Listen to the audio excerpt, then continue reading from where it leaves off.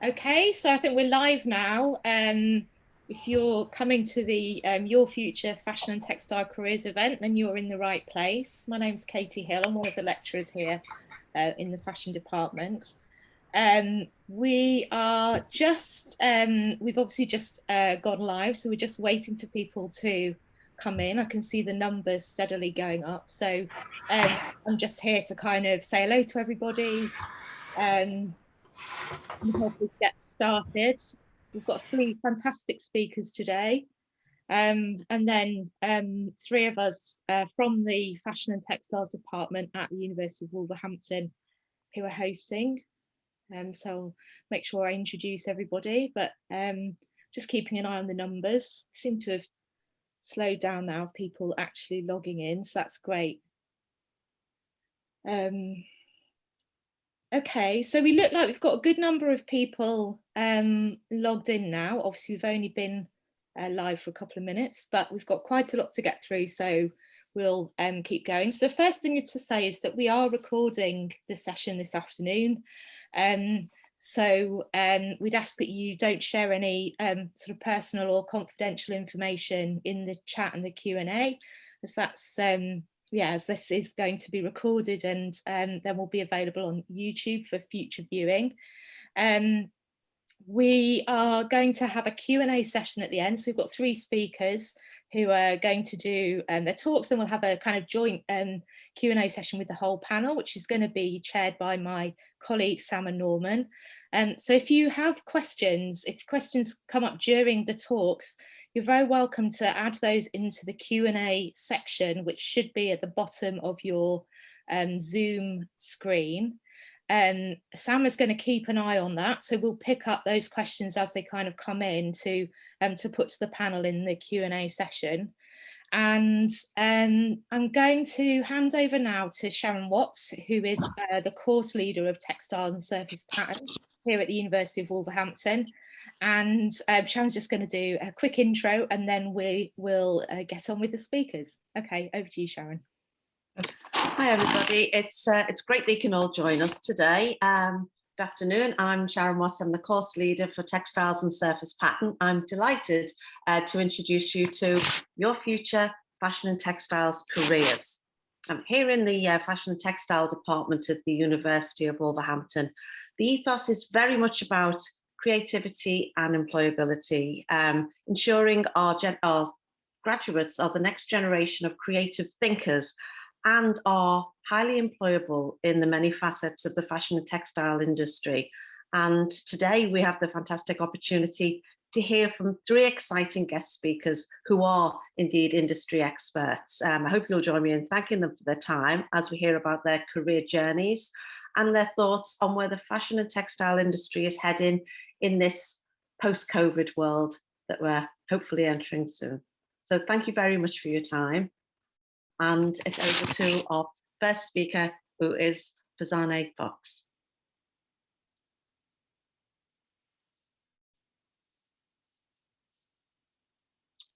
You're on mute at the moment. Hello, hi, I'm Farzaneh from the production lab. Just going to talk to you a bit today about the journey that I've taken to get to where I am now, and a bit about the business I run. I'm just going to share my screen with you.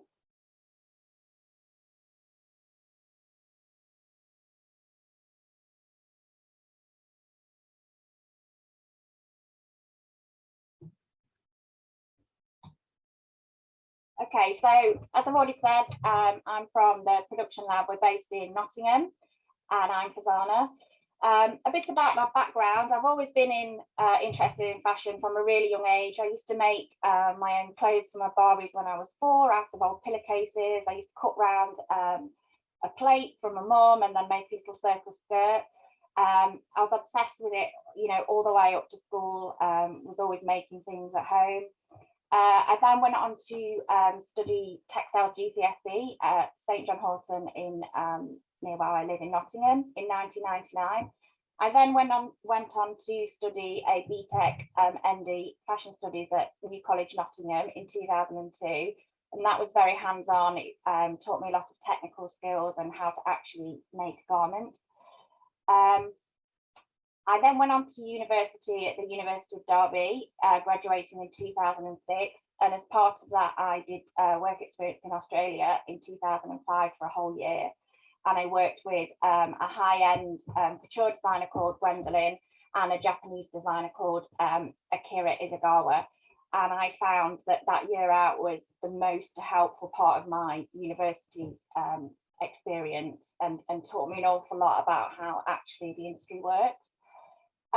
Once I graduated from Derby University, I got a job very quickly as an account manager at a garment supplier based in Leicestershire.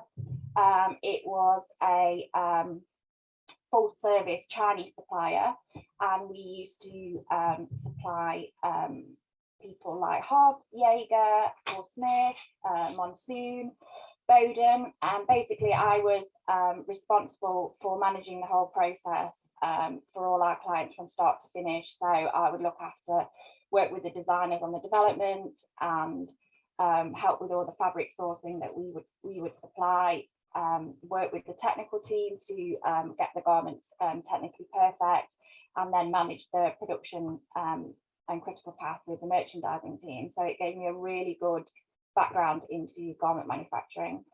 Whilst I was still at high fashion, it had always been my dream to have my own label. Obviously, I started work because I felt that I needed some experience in the industry to meet some key people and just learn how it all works. So 2011, I set up a women's wear label called Fazana Malik, which was my maiden name. It was limited edition women's wear, so I only ever did 50 of each style. They were all individually numbered, and it was all in tailoring, high end, a lot of silk and silk blends, quite high price points. I did go, after I launched, I did go on to get a number of stockists, one of those being ASOS. And in 2012, I won a competition to be mentored for 6 months with a company called Fashion Angel in London, because they felt out of all their brands currently on the site that mine had the most potential for growth. So during that mentoring program, we actually worked out that I wasn't making an awful lot of money. I did know that. So I was encouraged because of my background in manufacturing and all the experience I'd had, with my own label, designing, getting it produced in China and shipping it over here by myself, that there was a niche in the market for somebody to help other designers and small brands to with their garment production, basically, to get further than their sketch. So I left high fashion in 2012 to set that up. So I left my job, I sold my house, my car, I moved in with my parents, which at 29 was great fun, and started that side of the business, basically working with small brands. I started off doing China production because that's what I knew, but obviously because of working with smaller brands, China minimums are quite high, lead times are long, so I looked at UK production. Did that for a little bit. I have to be honest, I have had quite a lot of issues with UK production in terms of quality, but then after looking at UK, I looked at Portugal, and it's a really good middle ground in terms of it's got really good quality, but they also offer smaller minimums, which is great. I then went on to win Midlands Independent Designer of the Year in 2013 for my label, and then I was runner-up Entrepreneur of the Year in the Nottingham Women in Business Awards 2014. I had a baby in 2015, so I decided to close the label, because it still wasn't making an awful lot of money, and even though I'd set up the production lab to try and bring some more money into the business to get someone to help me with my label, we just got that busy on the production side. I decided from a business point of view, the production lab was the best way to go. I then, last year, I was a finalist in the Great British Entrepreneur Awards for Fashion and Beauty. And then to date, we have an office in Nottingham, we have 4 full members of staff, 3 freelancers, and like I've already said, production capabilities in UK, China and Portugal, with our office in Nottingham. So what is the Production Lab? So we're an award-winning clothing development and production company, creating fit-for-purpose clothing and accessories for startups, designers, and established brands. We help startups to create their first collections, support fashion designers to develop high-quality, mass-produced commercial products in the UK, and enable established brands to upscale their production offshore. So our services, we offer, our services are from initial design right through to mass production. Our full service production management service means our clients can be certain their design is expertly developed to be production ready, and the finished garment is put through its paces to make sure it performs as it should. So in terms of fashion design, we offer trend research using WGSN, mood boards. We can design a single garment or a complete collection. We can develop existing designs from a client, range plans, and then we can do full colour fashion and technical drawings on Photoshop or Illustrator, and also print design and development, and we can do all of that in-house. In terms of product development, we develop our clients' ideas for production. We run something called a development day with all our clients, which is where we have all the initial design ideas and sketches. We show them all different fabrics and components that we think are suitable for the garment within their price expectations. We do budget planning with them on the same day, and just develop the garment from a technical point of view so that we can then create the tech packs and patterns. So in terms of technical, we are able to do technical specifications, and we do these on Excel and a PLM system called Style Pack, which is a product lifecycle management system. We offer digital or manual pattern cutting, and we use a system called Vectograph, which works in conjunction with Style Pack. We offer digital pattern grading, toiling, sampling. We do fit sessions with our clients. We can create size charts, and we help all of our clients with garment testing, which we feel is really important so that the garment lasts a long time and is as sustainable as possible. For the production management, obviously I've already said we mass produce in the UK, Portugal or China. We manage the critical path for our clients. We manage all of the production processes. We can produce digital lay plans in order to get the best usage of the fabric. We do all of the component purchasing for our clients. We do quality control and testing. So we go in at the end when the orders are ready and check them all. Obviously, we negotiate the best prices for all of our clients, and we can do really detailed costings on our Style Pack system. And then we can deliver directly to our client's order or warehouse. So this is our team. There's myself, project manager. Catherine has over 30 years experience in the industry and working in factories all over the world. She's in charge of technical. We have Chloe, who is our designer. We have Sonia, who's our pattern cutter, and we have Sinead, who is also our freelance pattern cutter. We have a guy in Portugal called Antonio who does all our QC checks for us, and we're in the process of actually getting a production manager out there to run around to all the different factories for us, you know, checking everything and doing things that I've not been able to do that I would normally do because of COVID. And then we have Bandit, which is our office dog. So in terms of products, my background working for high fashion and my own label was women's wear, and it was high end, like tailoring and silk dresses and that kind of thing. But throughout the years with the production lab, we basically decided that we would have a go at anything we can stitch. So to date, we've produced menswear, women's wear, sportswear, soft underwear, equestrian clothing, maternity clothing, breastfeeding clothing, soft accessories, socks, baby wear, baby accessories, children's wear, swimwear, dog coats, face masks, resort wear, modest fashion, home furnishings, uniforms, mini and me, and sleepwear. So you can see it's a broad range of product types, and we really like products and unique projects that get our brains working and require a lot of engineering. So for example, we're working on a range of incontinence pants for children, or we worked on a specialist sock that had a patent that popped together, so you don't lose them in the wash. So we like things that are a little bit different from the norm.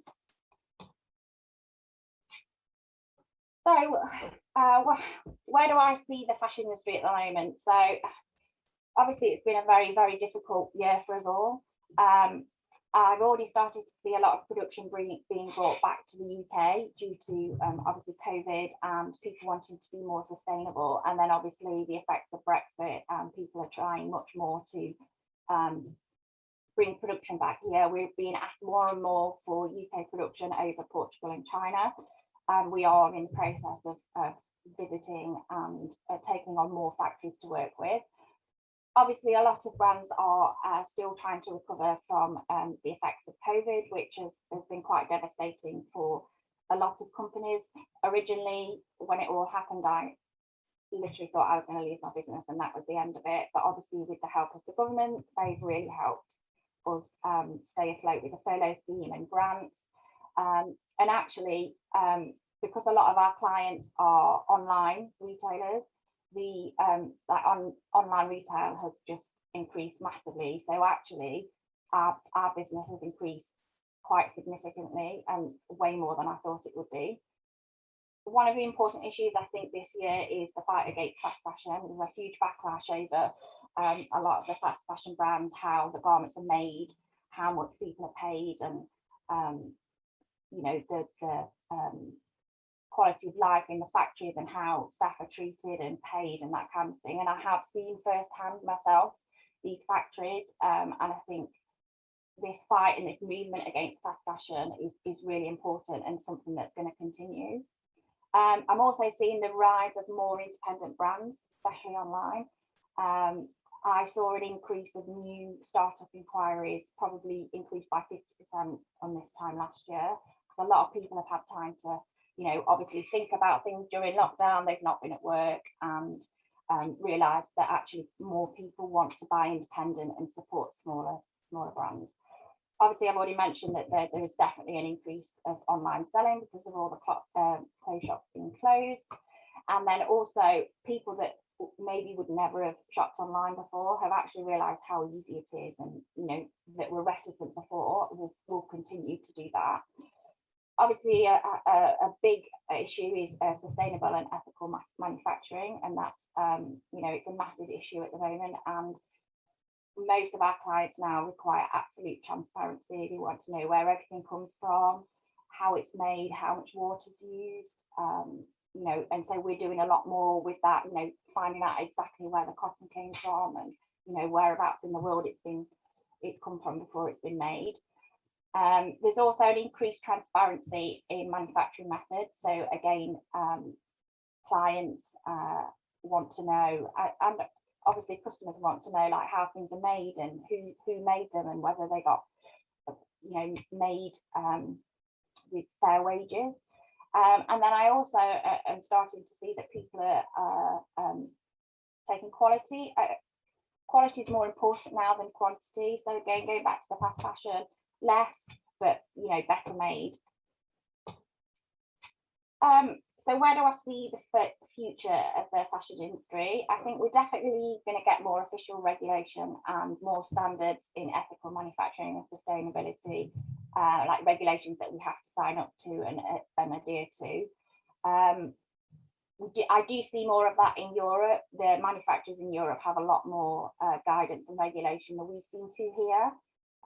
And like, for example, their factories get inspected like every 3 months by the government, whereas that doesn't always happen in the UK. I think the use of 3D modelling to reduce sampling waste is also going to be a big thing. It's something that we're looking at the moment and are about to have implemented into our services. It's where we can produce a pattern online and then we can show it in 3D and check that it actually fits and the fabric works before we make a sample. So that will cut out maybe 2 or 3 samples, which, you know, obviously reduces waste, cost, and, you know, helps the environment. There's going to be lots of new technologies popping up to aid this, to try and, you know, keep as sustainable as possible. there definitely is going to be price increases, and this is happening already. Raw material prices are increasing everywhere. Wages are rising. You know, because of COVID and Brexit, prices have had to rise anyway, you know, to cover all the losses that we've incurred. But as we're becoming more sustainable, that is going to add to the cost anyway until it becomes the norm. I also feel that although we're lacking at the moment in skilled workers, and skilled workers not being able to get the jobs because of their you know, their wages and what they need to be paid to be skilled, I do think we're going to have more skilled workers, and to be able to make quality garments and to be sustainable. I definitely think fast fashion is going to completely change, and it won't be what it looks like now. And again, I think we will reduce our consumption, and we'll learn to buy better. So my top tips to make it in the fashion industry, this could be either getting a job or starting a fashion brand. Experience is absolutely key. Get as much experience as you can. Go to a different country like I did, or you know, just try and work with lots of different designers and companies as you can. I think looking back, I probably did about 10 different placements over my career before I started work. Branding is incredibly important, even if you're just applying for a job. So your personal branding needs to stand out. If I had a load of CVs on my desk and one had really good branding, and it would pop out to me, and it would be something that I would look at first. But in terms of having your own fashion brand, obviously the branding is key.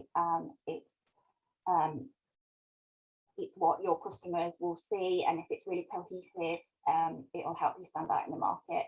Marketing is obviously a huge thing. One of the reasons why we see a lot of our startups that we work with fail, they might have a beautiful product, but they don't market it properly. They don't maybe think you can put one picture on Instagram a day and sell 100 garments. It's not like that. You have to have a proper marketing plan, marketing strategy, and it has I would say your budget needs to be the same, if not more, for your product. And then lastly, customer service goes a long way. It's one of the reasons why my business, I think, has been so successful, is because we really look after our customers. We listen to them, we work as a team, and they're at the heart of what we do.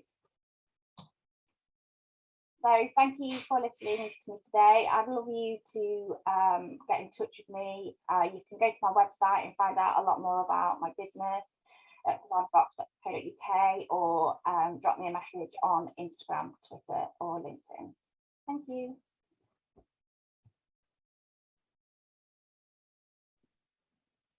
Thank you so much, Rosanna. That's amazing. Okay. So interesting to see that kind of side, and to hear that's like, it's really good to hear like a really kind of an optimistic perspective on you know, on what's happened over the last year as well. Amazing. So next up we've got Eileen is going to talk. Sharon, do you want to say anything, a little quick intro? Yes. Okay. Hi there, Eileen. Hi. Just a little introduction. I've known Eileen for many, many years, and Eileen and I worked together in another lifetime ago. So you're very, very successful textile print designer with your own company, and you're going to talk us through your journey, what you do, and your thoughts for where we're heading in the future, and the challenges that textile studios have had over this last year, particularly. So thank you very much, and over to you, Ali. Thank you. Okay, do I need to do something to my screen? Oh, okay. I think Claire's starting a little film that's about design unions. So I've been working in my garden studio for about the last 10 years. Built this studio to do screen printing primarily. Design Union is a group of incredibly talented, creative textile designers. You can see behind me working away. Each have their unique style and follow their own story. We use drawing, painting, various techniques, sculpture, photography to make content for textile designs, and then use Photoshop as a tool to interpret these into digital files. At the end, all the different textile designs coming together make a unique and very diverse creative collection. When we finish a collection, it might be every 6 or 8 weeks, we'll print our fabrics, travel all over the world, and then visit a number of trade shows. Premier Vision is the biggest one, the most important one for us, and it's the one we spend the most time preparing for. There's such a wide variety of people that come there from so many countries. It's the most interesting place to meet new people. So twice a year we prepare for that and make the biggest new collection that we can, make the most amazing display that we can. We're really looking forward to showing the new collection at Premier Vision Design in September. Come and say hello.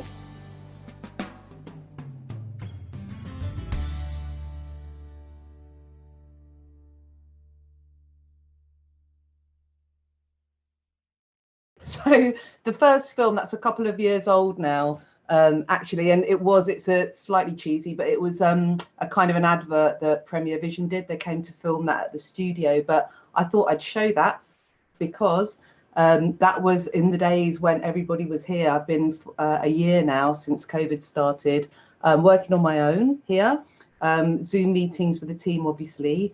There's 10 people in Design Union, and so, yeah, it's the only way that we can access our clients at the moment.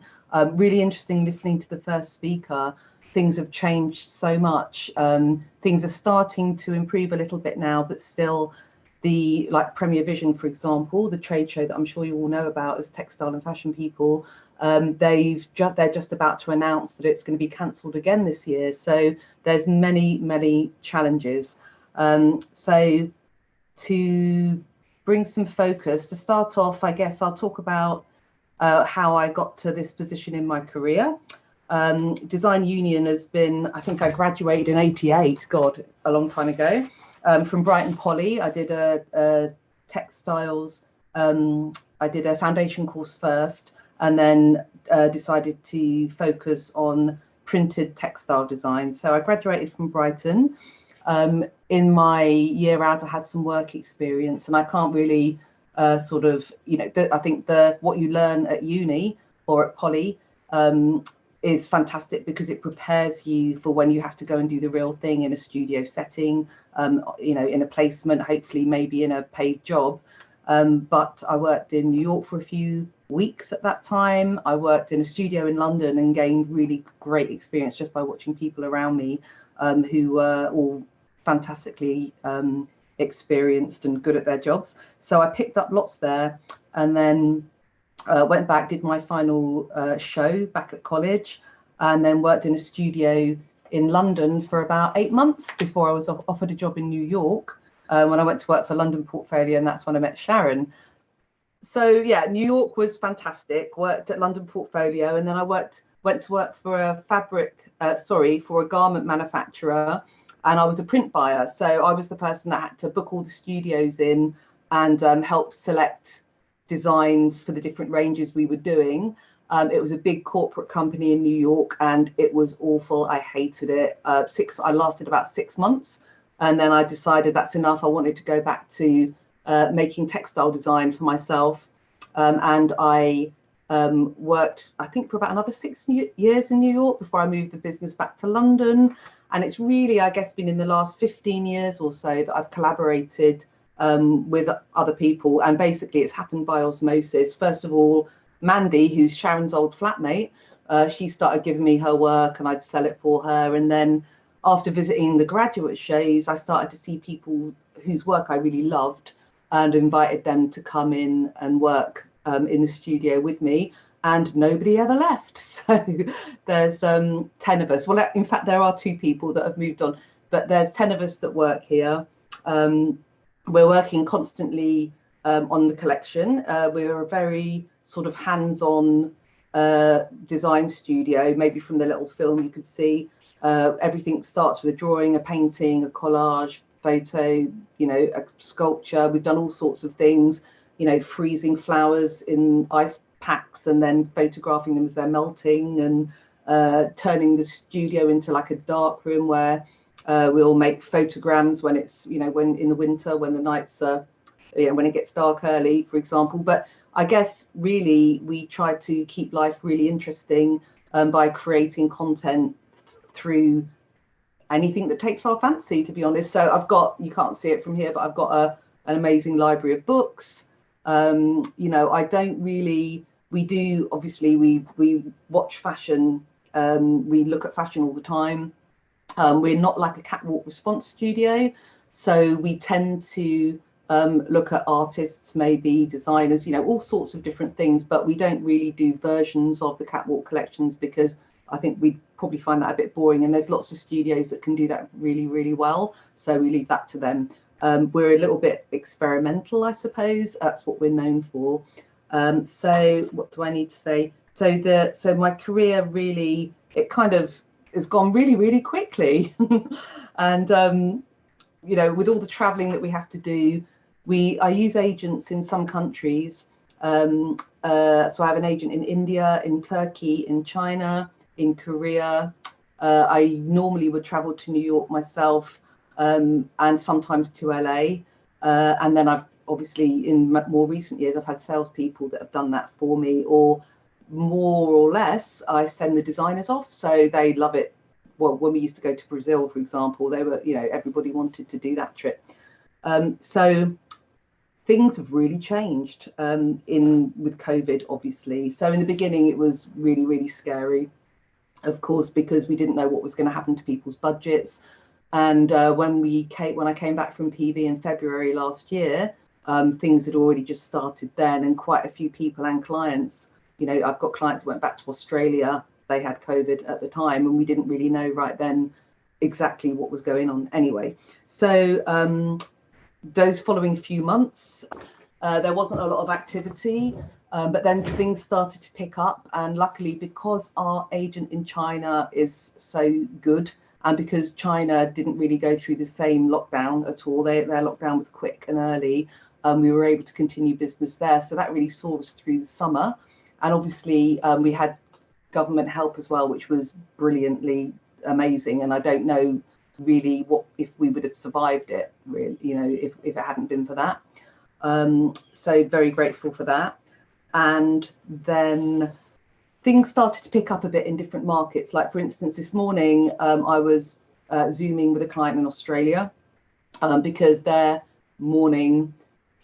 morning is their evening. So they're all sitting out there with their cocktails looking at the collection, and it's 8 o'clock in the morning for me.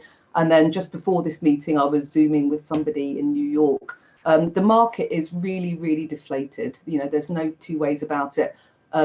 Obviously, the companies that are selling online, they're the ones that are doing okay. Lots of high street stores, as we all know, have really suffered, and it's going to take some while for that to bounce back. But I think agree totally with the first speaker that really we might do less, but we have to do a better job of what we're doing. So the stakes are high, and we have to kind of raise our game to you know, to continue. So that's, I guess, the way I see the industry at the moment. Is it's starting to open up, which is great. I do really feel that in the last year, you know, creatively, it's been amazing, because we've all been really kind of tied down so badly that we've had to do something really extraordinary to be noticed. And because we're all in fear of our livelihoods, we've had to work really, really hard to make something fantastic that people can't resist. So in terms of the standard of work in the collection, I think the fear really has kind of made us excel a little bit in our area, and the designers have been working really hard to make something great, and we've kind of muddled through. So the trade shows now starting up. Munich Fabric Start, which caters to the German market, which is a show that we do in Munich. They've just announced their show. Whether it goes ahead or not, who knows. I did in the middle of sort of October last year when we were allowed to travel. I did a test, got on the plane, tried to do the Como Korea show for the team. Normally 8 of us would go. I went on my own because obviously it wasn't safe, and got there on the Sunday to set up the show. That evening, Italy went into lockdown. So it was, I did see a few clients, you know, with my mask, etc., and I sold some work, so that was good. But yeah, it's been a struggle, I have to say. As you can see me, so this is View magazine, and the print forecast we do, it's not really a sort of forecast in the sense of something that's set out for manufacturers. We basically just use it as a bit of a advert for ourselves, for the studio, really. One of the things that's happened in textile design, because we all have to be, thank you, we all have to be so, you know, it's difficult to know how much information you should give to customers, because obviously now there's so many platforms where textile studios are expected basically to put their whole range on screen, and it's really very difficult. You have to kind of decide really whether you're just going to go for it and be happy with the sales that you make, whilst providing a library of inspiration for anybody else to use. And you know, it's not a sort of thing about being precious, but really it's quite important for me. For example, if I sell a design, say for instance this design that you can see sells to a mill in Italy, and then 8 months later it pops up on a, you know, on the high street, you know, as any type of product, or on a catwalk. It could be very visible, it could be something that, you know, you might not even know somebody's done a version of it, and then the two companies involved say, yeah, your product's similar to my product, then it's the studio muggins that get stuck in the middle. And you know, I'm a small company, I literally don't have the time to deal with those sorts of legal issues, so it's very difficult to know.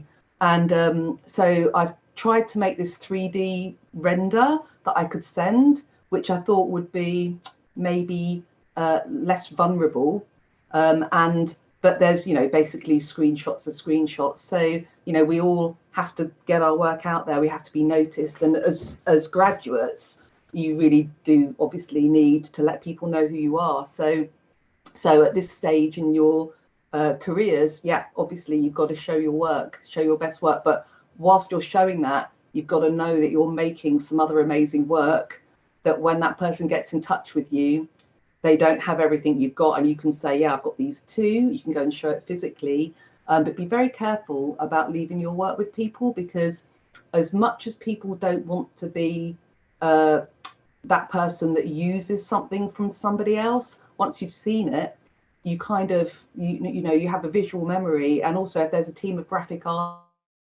designer, however honourable they might be, you know, your influence can be used in other places. And it's not about being precious, like, you know, I don't want anybody to rip me off. It's really to protect yourself, you know, in future. That's quite a, and at the moment there's lots of studios are putting everything online, which is you know, fine. It's a fine decision to make, but I suppose in a way, once you do that, you know, it's in the public domain, so you've got to sort of accept that.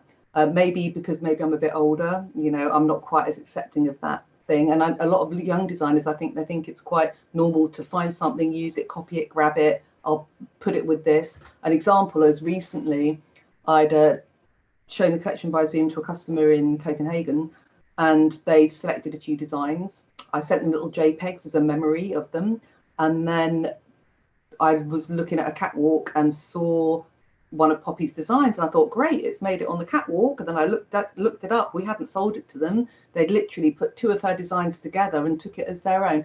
Anyway, that's negative. I should move on from that. So the industry is bouncing back. I think that who knows what's going to happen this winter. You know, we don't really know how things are going to be, but it's definitely a really creative moment. You know, if you look at what designers have been doing recently, there's been a lot of great films being made. There might not be so many catwalks to look at or whatever to inspire you. We've kind of decided, and I think there's a bit of a move really to some more conceptual inspiration. So we've been looking a lot at fine artists. At the moment, lots of people are asking me for very esoteric, pale white on white designs. So we've been looking at Robert Ryman. We've been looking at who's the people that wrap things like Christo, you know, for color, for inspiration. And so, you know, you can draw inspiration from anywhere really, but I think it's good to find something unique, like that design that you can see there. Can we move on to something else now, Claire, if possible? Oh, can we? Oh, yeah, that's. Oh, these are Poppy's designs. Yeah. So those designs were inspired by an artist from the late 18th century called Hilma af Klint, who does fantastic work. So I would say to you know, look at art galleries. Obviously, you know all of these things. I'm sure your lecturers tell you this all the time. But to really make sure, if you really want to do textile design, whether you want to do it in a studio or whether you want to go and work for a brand, you need to be practicing your skills every day. It's quite daunting when you first go to work in a studio. I certainly felt it myself. You know, how am I going to come up with a new concept every day? How am I going to, you know, make things different? I think if I look in my log of designs, I've probably done 15,000 designs in my career so far. But each time the design is different in some way, it has to be. So things like, you know, if you don't really know what you want to do that day, or if you're not really feeling it, find something natural to paint or draw. You know, when I'm looking at graduates, excuse me, sorry, that's a client. How do I turn it off there? So when I'm looking for graduates, for example, I'll go to the Business Design Centre, to the graduate show, to the what's called New Designers, and I'll probably invite 3 or 4 people in for a tryout for a week to see if they like the studio. And what I look for is somebody who has shown something really sort of personal in their work, to be honest, whether it's something about colour or whether it's something about, you know, I think there's got to be a bit of passion in there really, especially for my buyers to spend 450 quid on a piece of artwork. There's got to be something there that's something they haven't seen, because, you know, when you visit these companies, especially in Europe, in the mills, they have an archive you wouldn't believe. They have they've bought everything you can think of. They've got designs on every subject that they've collected over the years, and for them to spend money on something else, it's got to be something they haven't seen before. So you know, that really is the aim. And when I excuse me, when I'm looking for a new person, I'll look for somebody with amazing drawing skills, somebody with a really sensitive kind of hand, maybe, somebody that's not afraid of experimenting. You know, lots of the designers here are maybe not, they don't love drawing so much, but they might use monoprinting, they might use photography, they might use other techniques, collage. You know, I'm a kind of a collage person. I love, you know, putting things together, multimedia, for example. Is there another thing on screen we can look at? Maybe not. No, that's all the slides, Eileen. Brilliant, thank you. Can that be closed or not? Not really. Oh, hi Claire, can't see you. So anyway, so I think what will happen next as far as print design is concerned, is that the shows will start to open up. You know, business will increase. People will want print designs. That was, you know, I've had 2 customers call whilst I've been here, so that's quite a good sign, I suppose. And I think that really creativity and innovation is going to be more important than ever, because, you know, people are going to be more fussy about what they buy. They're going to be buying less. They're going to want things that are more unique. And so in print design, really, you're going to have to do something really quite spectacular to stand out of the crowd. the advice I'd give to young designers joining the industry today, I would really value the time that you've got now to really be brave, and don't be afraid of making a mess, and experimenting with your materials. And it can be anything really. You can start, your starting point could be a sculpture that you create that you then make drawings from, and it can, I think the more conceptual we become, I think the more different our product will seem. And people want something that's different. There's loads of new startups at the moment. I think a lot of people in lockdown have been starting up new businesses. I've got lots of friends that have started clothing lines, etc. And sustainable, manufactured in the UK also. I would say really, don't be afraid of really showing your creativity in your work. And whether you just want to paint beautiful stripes in beautiful colours, that's fine. But you've got to kind of get some passion in there and sort of show your joy and who you are. And anything else I should talk about? I don't know how long I've been talking for now. Anybody? It's about 3:20 now, so I think 3:20. So I think you have got time to say more if you want to, or sure. I'm just trying to, I've talked a little bit about the trade shows, about the challenges that are going on. Really, can you think of anything else? I think you've, Eileen, I think you've given a very good overview of what you do. I would be quite interested to sort of maybe, I know there isn't a typical day, but if there's a typical week in the studio and the kind of the expectation of how you would work in the studio. Maybe just a little bit of information. Yeah. So a typical day when things were as they were and when they will be that way again would be, we start at 10 o'clock, we work till 6. And we've got in the studio that we've got a big table in the middle where we create all the work, do all the prep, make painting, drawing, etc. And then we all use a computer. Exactly, these things are really important, aren't they? Then we use Photoshop to make all the designs. We do have sort of concept meetings where we all talk about design together. We'll talk about new ideas, what we're going to work on. Quite often we do flower days where I'll go out and buy a load of flowers. There's a fantastic flower shop near to me, and then people will take photographs, draw, paint, etc., etc. So that happens quite a lot. We have a deadline about every 6 weeks, and then we'll send all the how do you go? Go on, out. Then we'll send all the files to the Silk Bureau in Chief, on your bed. Come here. God, sorry. Let me just do that. Off you go. Okay, it's all part of. I know, yeah. The dog is like in the real world, isn't it? It's not even near his dinner time. So thank you. So we'll send everything off to the Silk Bureau, who are a fantastic digital printer. They'll send me back a big roll of fabric, and at the moment, because I'm working here and everybody's working from home, I'll cut out 200-300 designs, which takes me some time. And then as soon as the collection's ready, I'll have customers lined up that want to Zoom, they want first pick. So normally it's the French mills at the moment that we're seeing first for some reason.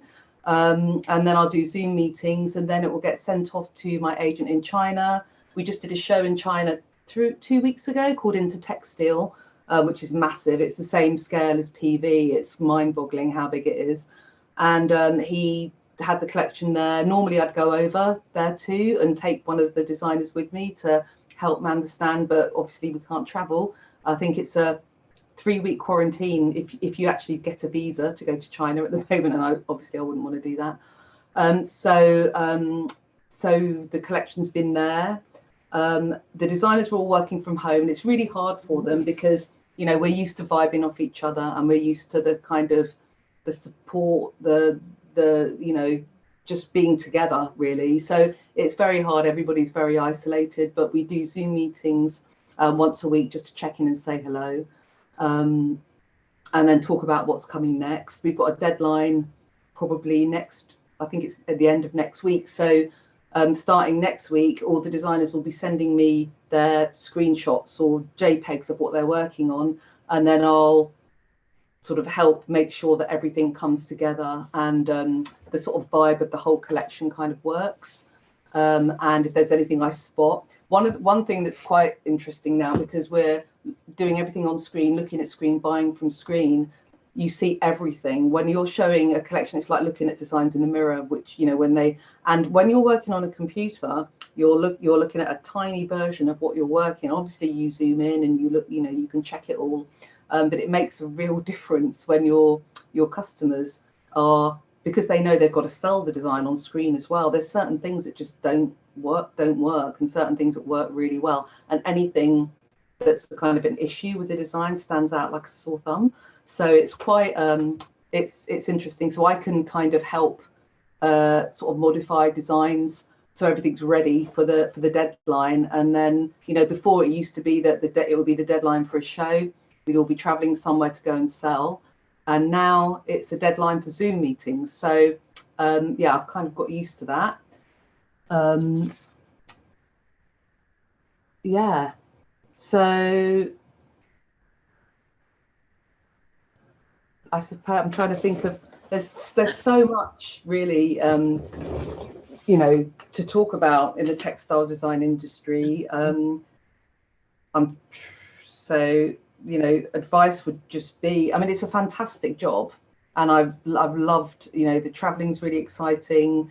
You know, being able to work in a creative industry and to have studied that like all those years ago, and to be able to continue to do that, I suppose I haven't really seen anything else as an option. I'm kind of, when I first started, when we were in New York, we just bought a stand at PV, went over there, two of us with our display in our suitcase, you know, set it up, and then hoped that people would come and buy things. And I think we probably covered our costs and made a little bit of money on the first trip. But, you know, for the first bit, we were living out of our sort of copper jar, basically. You know, we had like a load of quarters in a jar, and that was it for lunch. And, you know, so it's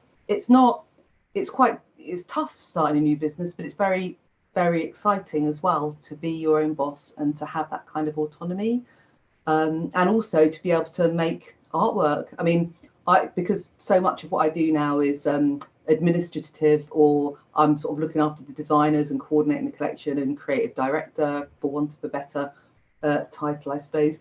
I'm doing so many things, and at the moment I'm also doing the accounting, the sales, and everything. So I've got nobody here helping me. My admin guy I don't have anymore. Luckily he found another job, so that was good. Don't have a sales girl because we can't go on sales trips. So, you know, so things will change again soon, and I'm looking forward to that, because to be honest, I've kind of had enough of it this way, I have to say. It's time, hopefully, for things to kind of open up a bit. And yeah, but it's a good moment. It's a good moment. That's fantastic to hear. I mean, I think it's really heartwarming to know that there is light at the end of the tunnel. And, you know, a lot of the things that you've said here, it's just really, it's great to hear those words. And hopefully our current students or any potential students will be really inspired by that. So thank you very much. Yeah, you're welcome. Thank you. I feel guilty that you've got two clients that you've had to hang up on. Well, it's fine. You know, treat them mean, keep them keen. Do you know what I mean? Okay. Thank you so much. Thanks very much. Okay. Cheers. Thanks. And it's over to you now, Ollie. Hi, everyone. Thanks for having me along. I'm pleased to be here and talking. Love doing this kind of thing. So this is right up my street. I've got a presentation to share, so let me just share my screen. Someone's going to have to let me know if you can see it properly. Can you see that full screen now? Yeah? Yes, I can see that perfectly. Thanks. Cool, got a thumbs up. Right. Well, my name's Ollie Royce. I'm head of design at GYMSHARK. I'm pleased to be here today. I've been head of design of GYMSHARK for 2 years. Look after the apparel, the graphics, accessories. So basically anything physically product related that comes out of us, out of the business is with me. I can't take any credit for the work though, because that's the work of the incredible team for which I look after and hopefully further. The journey for GYMSHARK really now is to become a global sportswear brand that's known globally alongside some of the other bigger names.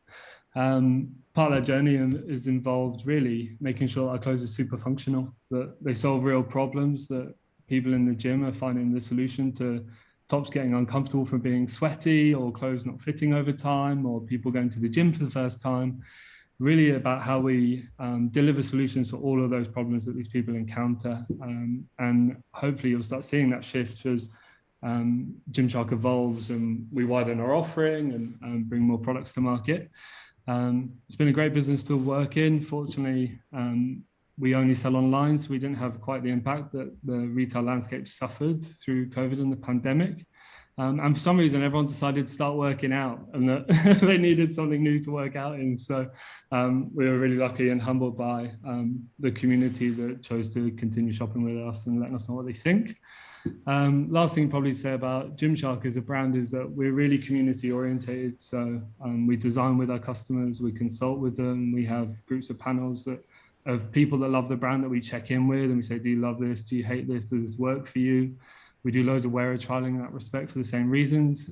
So really every product that comes to the website has already been in front of hundreds of our potential customers or people that love the brand or have really built the brand to where it is today. But the brand is 100% direct to consumer. We don't have any wholesale and we don't have any shops. We only sell online.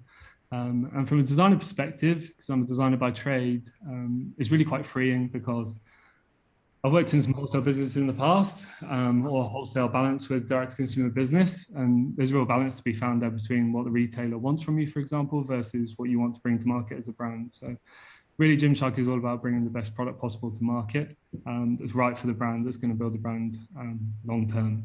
So that's my current role. I've been there for a couple of years. When I'm not doing that, I just thought I'd put on here that I also have a YouTube channel that I started. This actually came out of COVID and the pandemic, actually. I decided that people needed to be talking about brands that were doing good stuff more often. So smaller brands that are pushing for more ethical, sustainable change in the industry, I thought was really exciting. Like, well, they need some airtime, so let's make YouTube videos about them.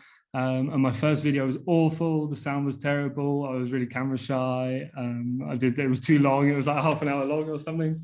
And we're slowly getting there where we're picking up a bit of pace. The videos are getting shorter and more interesting. And essentially there's less of me talking in them, which I think is the main thing.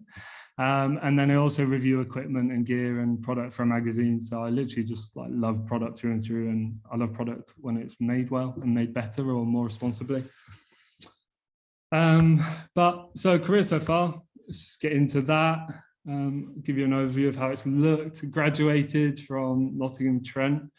Obviously the Graduate Fashion Week was still a physical thing at that point. So we had that as a springboard and there was an innovation award there. I knew at this point that I was really technical as a designer. Like I was interested in sportswear from, I guess like in the beginning of like my design career. I decided to do fashion design at GCSE level. Spent some time with various brands. I'm not going to bore you with all of them. Spent some time at Abercrombie & Fitch in America. I actually got placed there in electronics and accessories design, which was really weird because I've been doing cut and sew fashion design up until that point. We'll get into that in a bit.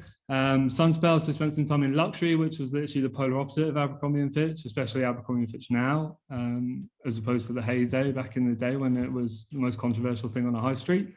And then I spent some time with the Pentland Group, so Speedo International, Berghaus, Mitre. They're one of the largest umbrella brand companies in the UK, not public facing. And then I went on to GYMSHARK from there. So really mixed experience, and it's really been, I've been really deliberate in my career about trying to keep myself as wide a remit as possible. I think there's two ways you can go, like focus and specializing and becoming really valuable in something you know really well. Like if you're someone in knitwear that's like doubled down in knitwear and become really good at it and being the only person capable of making the fly knit for Nike, then you're a really valuable person in that respect, and that's a route to your career.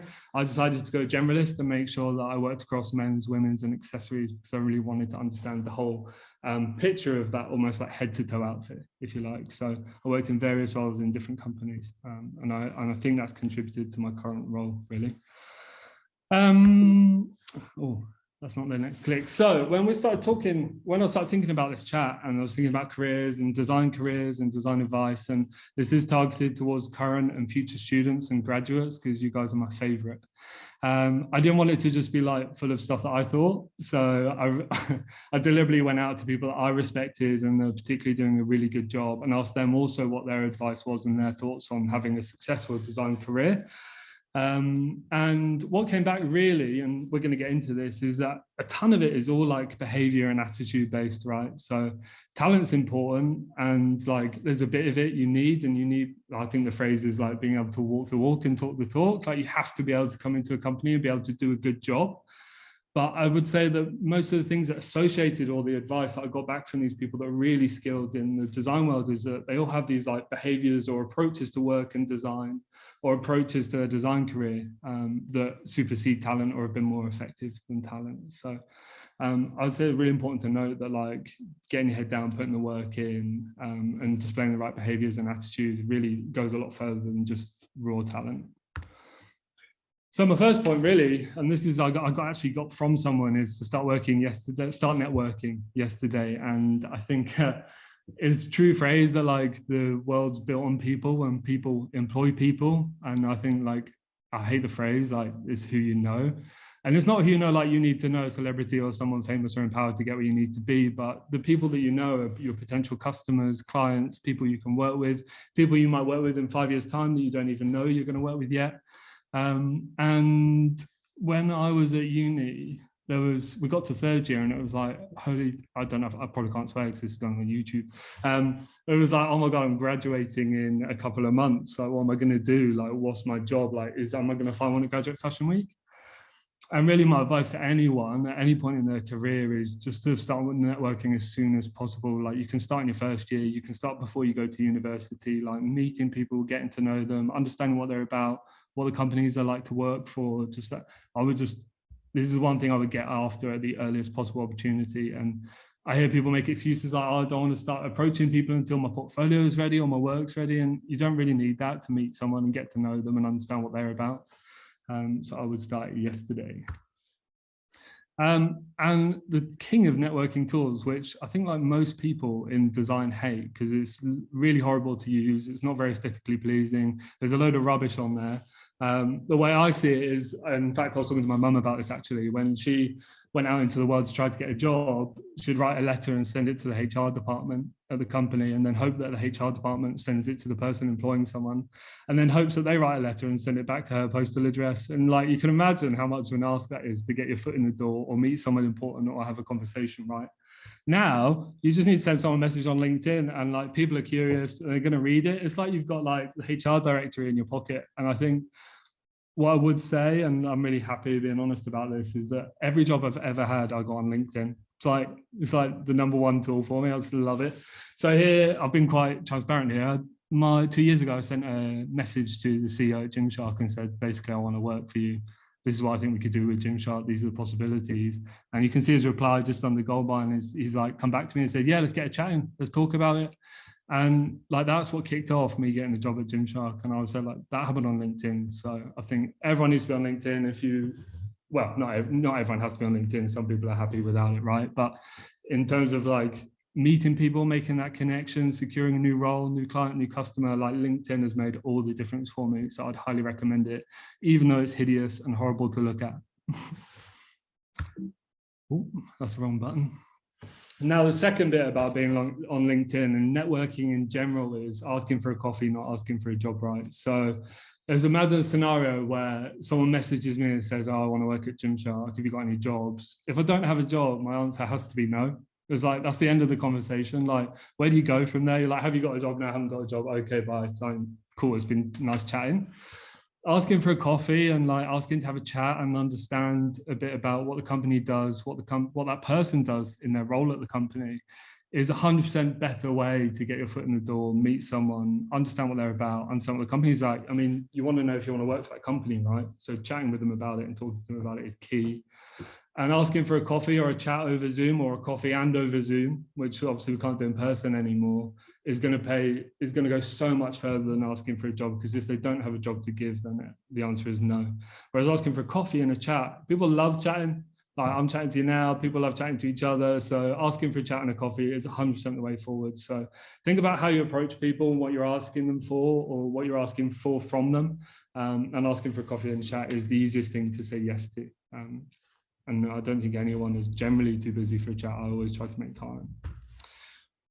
Right, next behavior, right? And the networking is a previous behavior, and this is also a behavior, right? It's not focused on talent, it's storytelling. So I think this plays into personal brand that some of the other guys were talking about, and how you tell your story and your journey, or what you're about as a designer.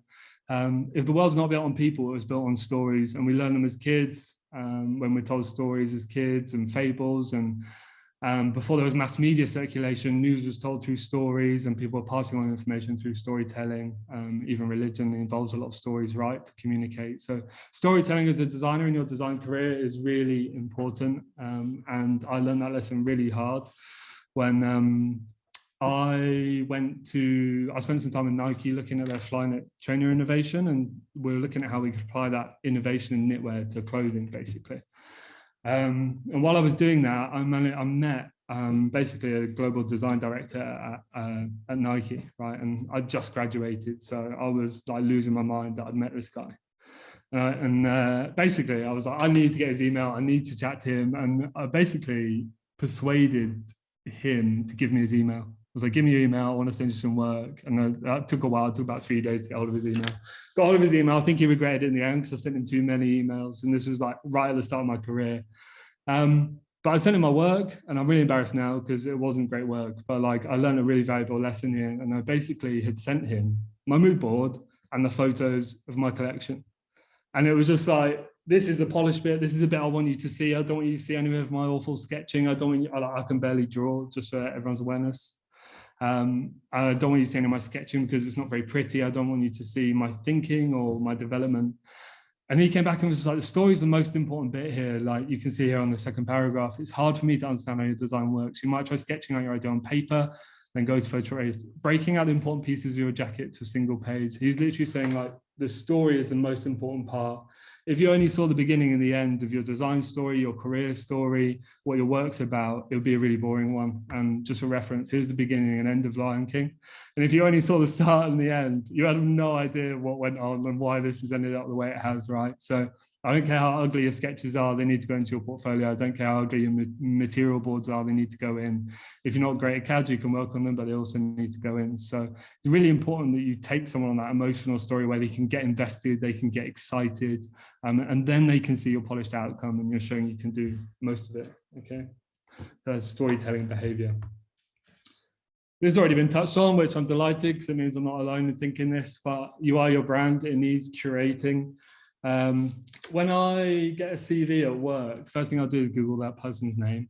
And if I'll also look them up on Instagram. I'm like, I want to know what this person's about. I want to know what they stand for. I want to know if they're going to be a good fit for the people that already work in the team. Are they going to get along? Are they going to slot in nicely? Maybe they have got their work online. I'd love to see that too.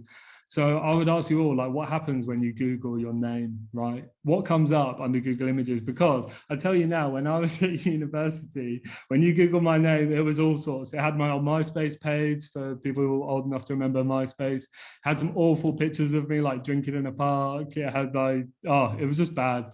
And I was like, I'm about to go out with my work. I'm about to go out with my CV. I'm about to go out with what I want people to see. And all they're going to see is my MySpace days with my long fringes and dodgy outfits, right? So your brand is you. You're an extension of your work, right? So when you talk to people about your work, you're also your work. And where you take it, they always meet you and then your work. So it's really important that you control your brand, and your online presence is a huge part of it. So I would say just look at what comes up when you're Googled and then go about editing it and creating it, because this is the kind of things an employer is going to be looking at. So yeah, here's me. And then the other thing that I wanted to go out on, particularly as I went through the industry, is yes, when you hire people, like you want them to be a good not culture, you want them to be their design handwriting to be a good fit for the brand, right? You're like, okay, they can design sportswear or they can design luxury products. It's equally really important that they have their own take or their own thing. And that's particularly important to me, is that you want someone that's going to bring something new to the team as well. You don't just want a carbon copy of what you already have. So I think it's really important as a designer, even without careers or jobs in mind, to have some principles about the way you design and what you design. These are mine. Consumer-centered, obviously, design is with a view to solving problems for a commercial end. I think there is a balance to be had in design, especially for commerce. Like, you still have to bear in mind that it needs to make money at some point. And designers get a bad rap for not really having any awareness of like how the business part works. I've been really deliberate about making sure design works in unison with the commercial return to the brand or the growth of the brand, or resonating with the consumer, for example, which can also be measured. I've been really collaborative as a designer, and our sense of the team is that everyone really collaborates. And it's funny, at uni and like group tutorials, you'd be sitting around, and I can remember like there'd be 5 people around the table and you'd have a tutor there. And you'd show them your work. Everyone would go around the table and show their work, and then tutor would say, "Has anyone got any feedback?" And everyone just sit there in silence, like too afraid to say, or like not wanting to enter into it. And then the tutor would come to save the day and give you feedback on your work. And I would say, like, the opportunity to collaborate starts in education. And there's 5 people around you that can offer you 5 new perspectives on your work and what you're showing in your group tutorials, for example. I think it's essential that everyone collaborates at that point and starts collaborating at that point. You get used to it there, then you go into the industry and you can carry on. Brand collaborations work exactly the same day. It's people involved and you're just talking about ideas. So it can start at uni, but it also works in your career. I'm particularly utilitarian. I love function first. I worked in luxury, and it just wasn't informing my work enough. I really struggled with I have some really talented friends that work in luxury. In creating a feeling and a mood and a story for the season. I really struggle with that. And I knew that I just wanted to solve problems and be informed by those problems and design into them. So I knew that I was utilitarian.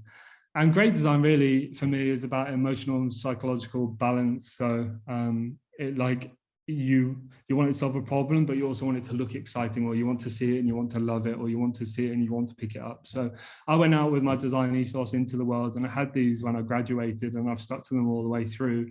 I think it's a really important part of creating your personal brand as well. So I'd encourage you to think about what your unique stance is.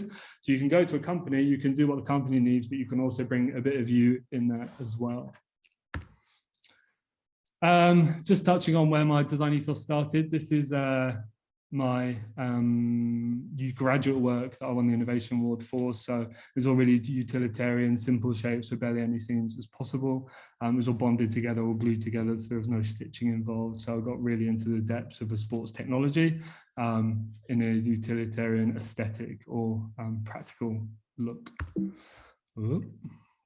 And the aim of the game here was that it would be inverted and you would see what it's supposed to look like. So they're inverted in real life, and then you would invert them with technology and you would see how they exist. And playing on that idea that digital technology is another reality. So you can see the face appear and the blue go to orange there. And then the last behavior really is going all in. So I have been really deliberate about saying yes to as much as physically as possible in my career. So provided it makes sense and it's right for you and you feel comfortable doing it, you should be saying yes to any opportunity that comes along, because I promise you, you have no idea how that opportunity or that person you meet or experience or share that experience with is useful later on.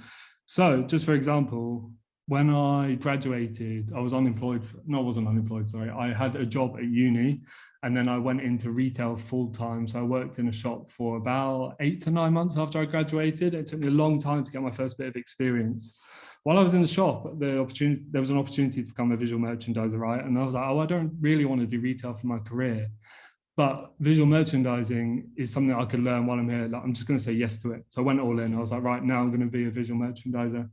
And then when I went to get my first job, I interviewed my portfolio. They saw my work. I did a design project, all of that good stuff. But when I was inside the company and I got the job, they said one of the things that really appealed to them about me was the fact that I'd become a visual merchandiser, because they were about to start rolling out global retail standards and they wanted a global merchandising view in the designer. And that was mad to think that I had no idea that that was going to be useful. It happened to be more relevant than my entire design degree, which is mad, but the opportunity to say yes and go all in was something I went after. And it really started at uni, had a good time, as you can see, but on the right, me and my flatmate turned our sitting room into a design studio. And we would literally just spend every night in there talking creative ideas, doing creative work and trying to further each other as much as possible. So really like going all in and committing to what you're doing as a designer or your creative idea is really important. and basically our kitchen and sitting room became the design studio. We had design rules on the wall, we played jazz, and all sorts of other good stuff. And yeah, it was probably the most creative I've ever been, but it was a real springboard to go forwards with. This is me at the Flynet workshop, where I met loads of people and got loads of contacts. I actually had to ask the university for a little bit of time out to be able to do this on a part-time basis, but it's been so valuable, even learning that storytelling lesson from Jarrett Reynolds in the middle there. So yeah, and cassette player and those kind of people and paternity on the left who are huge. And then just saying yes and going all in also led me to work with Abercrombie & Fitch on their first electronics goods range, which was really wide and varied. Obviously my background was in cut and sew design, and doing these accessories and electronics range just meant that I had another thing under my belt that I could take forwards with me. So when I was at Sunbelt, for example, I worked with them on their accessories, and at GYMSHARK when I was doing accessories, and this was really where I cut my teeth and learned a huge deal of value that proved to be valuable later on, even though I had no idea at the time. And this is a little bit of work done with Sunspell, the James Bond franchise, and there's a huge part, some custom stuff for Gentlewoman and even Leech pottery. So really varied design opportunities, but saying yes to all of it to get it under my belt and further myself as a designer. So that's me. I don't want to keep it too long because you were going to be, I knew I was going to be at the end and you guys would have been on Zoom for an hour. So closing thoughts from me, just in summary: start networking yesterday, push out yourselves, but push the other people around you as well. You're all here to further each other.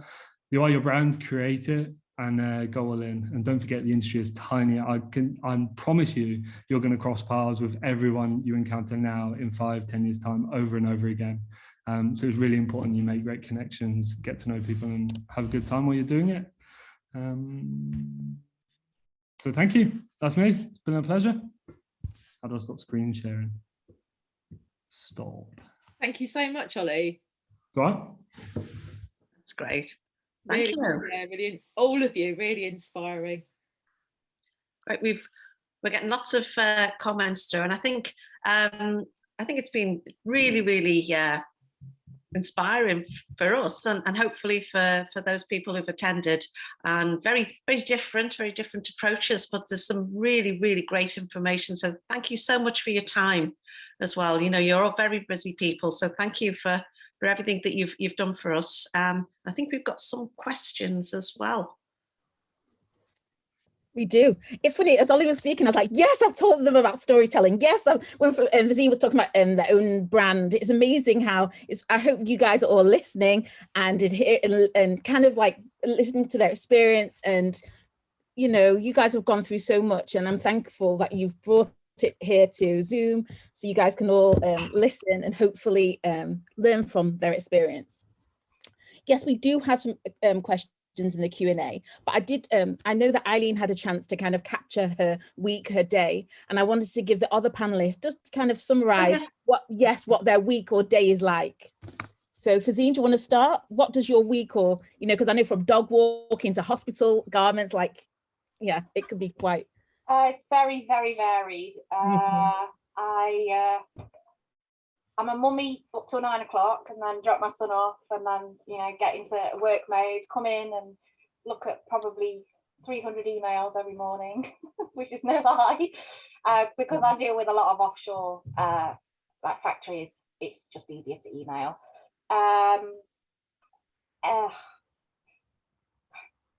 Maybe compared to other companies, we don't really have as much structure as you know, like set times for meetings and things like that, because our products are so varied.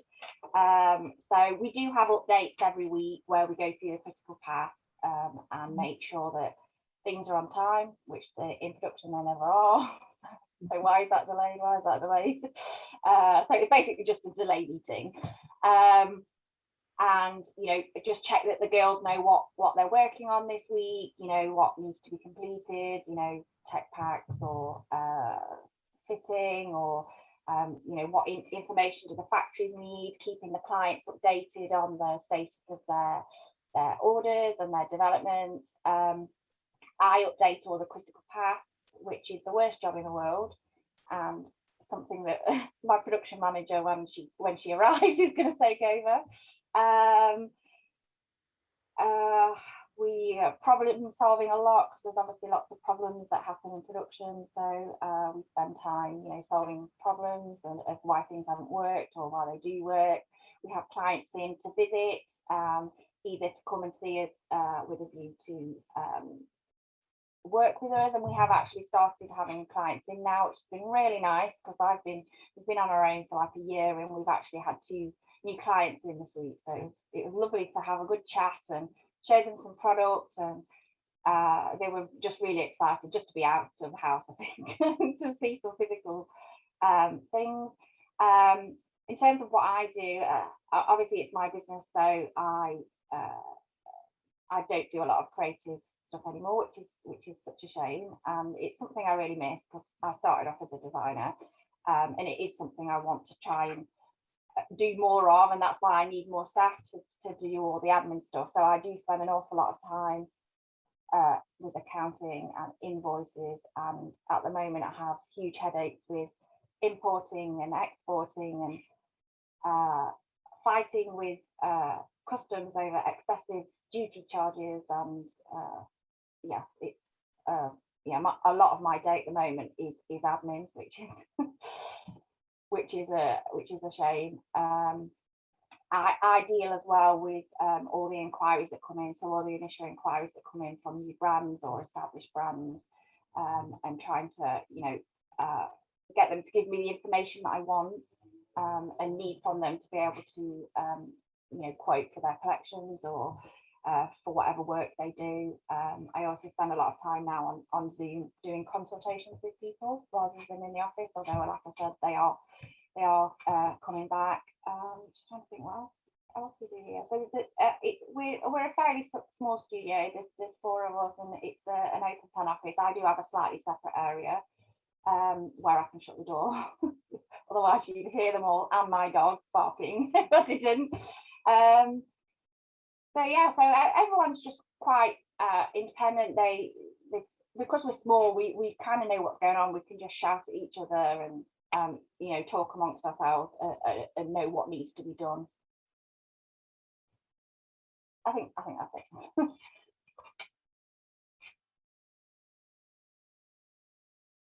Oh, I think you're on mute. Oh yes, the thing about Zoom and mute. Ollie, I was asking, what does a day look like for you? Yeah, it's really varied. We actually didn't close the office through the pandemic because we were still trading. So we have had a really interesting time making sure that we're still delivering all the work. The design teams have put in an absolute superstar effort to make sure that we're still getting new ranges and collections in and out the door to maintain business as usual externally. I think you raised a really good point there, is that you really have to think when you're starting out in your career how you want to spend your day. Because I think I personally was like, I really want to be head of design. Like, this is where I want to get to. Like, this is a job I want. And I didn't think of anything at all about what I'd be doing.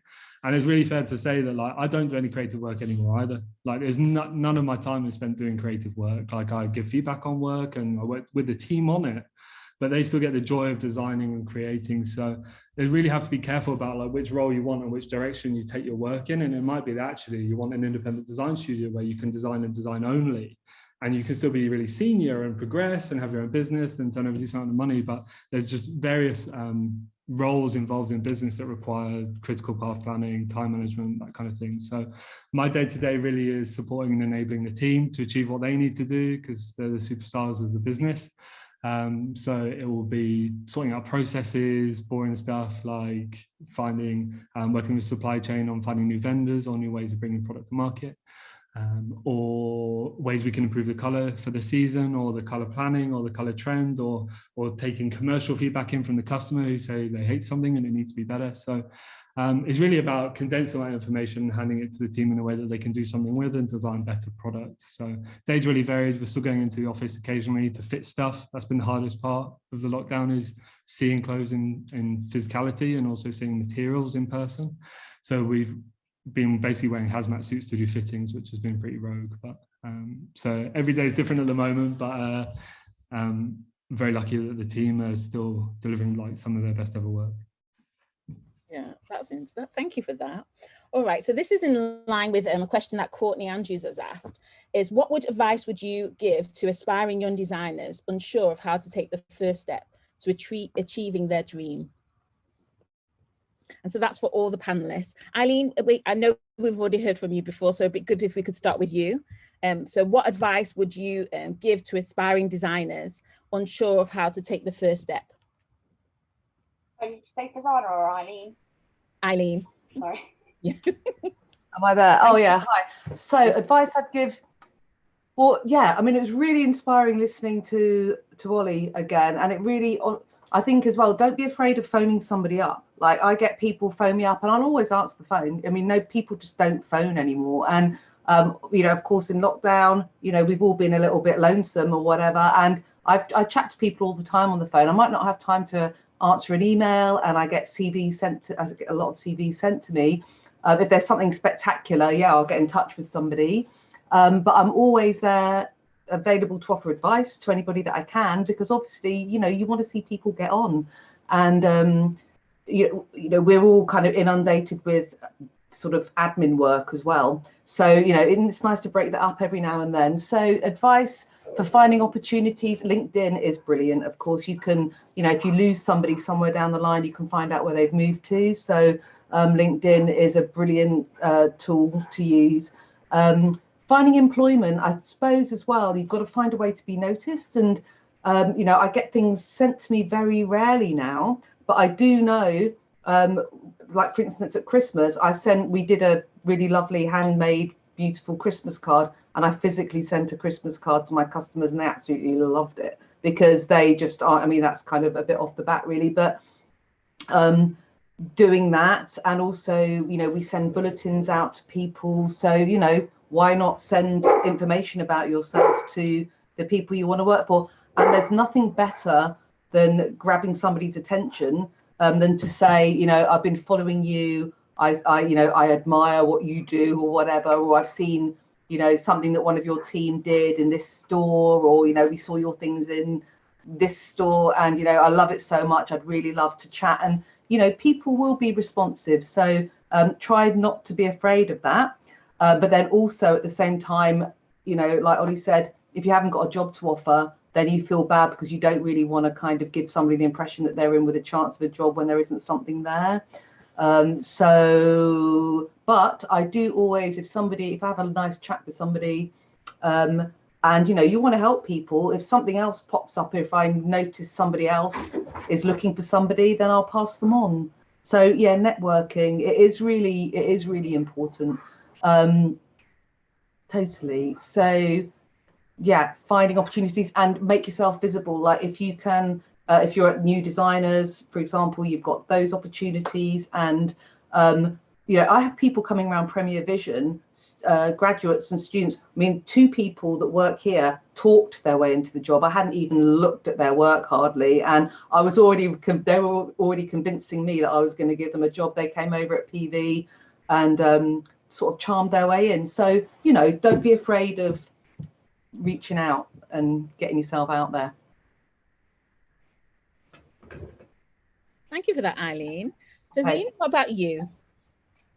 Yeah, pretty much what Eileen said, and Ollie said earlier. LinkedIn is just absolutely amazing to getting yourself out there, to finding the people you need to reach. I mean, even just for myself, for my business, I always forget to post on LinkedIn because I just don't have time. And when I do, you know, it's amazing how far, even if you're just posting something about your work or what you're up to, people are really interested. And you know, I've been contacted by some amazing brands just from like posting about maybe my award or what we had worked on that day. And it's definitely something that I need to improve on is my LinkedIn use, because it is really useful. And yeah, like it's about making yourself stand out, and like Ollie said, your personal branding and making, you know, potential employers have so many people contacting them, like by email or phone. I often won't answer the phone because I'm too busy. And you get lots of emails that are just generic. There's nothing to make me go, oh wow. So, you know, if I got like a CV through or an email through that had you know, it was like really colourful and showed me about the person and, you know, had some examples of their work, I'd be more likely to answer, even if it's just to say no, but I'll keep you in mind. So yeah, it is about really standing out, and again, like I said, obviously experience, you know, go and work with as many designers as you can and different companies, and again, like Ollie said, different types as well. You know, it doesn't just have to be you know, in your field, because, you know, lots of different jobs will you know, help your experience and your skills in your future roles. So I've done all sorts, like crazy jobs. Like when I lived in Australia, I started off working in the apple factory doing to make some money, inspecting broken parts. But, you know, that gave me another skill on how to like categorize things. And I did some work experience. I had a job fitting the Qantas pilots for their uniforms, again, to get somebody, because back in those days, I don't know what it's like now, I think you probably get paid to do work experience. You didn't when I was, and I used to work all day, and then either work in a factory at night or in a restaurant or something. But, you know, lots of little jobs, and, you know, you never know who you're going to meet where. You know, you could work in a restaurant and you might meet somebody that's, you know, the head of design at Nike or something. You don't know. So it's not just, you don't just have to go, you know, right, I've just got to get experienced at like Next or whatever. You know, diversify, and definitely work with smaller designers as well, because you get to see more of the processes, rather than in a big company where you know, you might get stuck in putting design. For example, you only see design. Working for a small designer or a company like mine, you'll get experience in all the areas. And I know a couple of the girls that work for me love working with me, because they get to see all the processes and they're involved in everything. They understand pricing, processes, that kind of thing. Whereas in the bigger companies, you're just in your little area and don't get to see like the whole process. So I would definitely say experience with smaller brands and designers. Ollie, have you got anything else to add? I know you added already, but have you got anything else? Well, it kind of depends what your dream is, right? Like, how do you achieve your dream? Yeah, I did a lot of working for free. I worked 2 jobs in the beginning to be able to afford to work for free. So I worked at Ted Baker on the high street, and then I worked at Jamie's Italian in the evening. So I'd like walk down the street and go to my second shift. But that gave me 2 days at which I could go and get experience somewhere. And it is very true that just about when you're ready to give up looking or searching for your first bit of experience or a job, you get it. It literally, like, it took me well over a year to get my first bit of experience. And like, as soon as you get hold of it, you can then go after it. And I also did a couple of fake projects for my portfolio to demonstrate my design ability and skill. And yeah, I did some really random jobs too, which we won't get into. But like, finding the time to be able to get that experience and demonstrate your skill and value to people, and then also leads to paid work. I know the laws have changed as well, so you should be able to be paid sooner. I can remember staying overnight in a studio in King's Cross, just sewing needles onto a catwalk dress just to get that bit of experience, right? So it comes in all shapes and forms. But my first bit of design experience actually was through my retail job, because I managed to get the head office email for the head of design when I worked at Ted Baker, and tried to then get in the door at Ted Baker in the design team. So even like working in retail still presents a ton of opportunities. But you have to keep your head in it, and it is more of a mental game than anything. Oh, some really good advice there.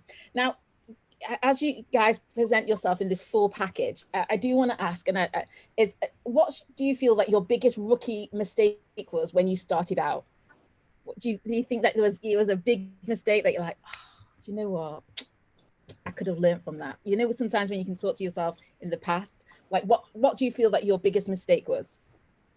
And that's for you, Fazine. Let's start with you.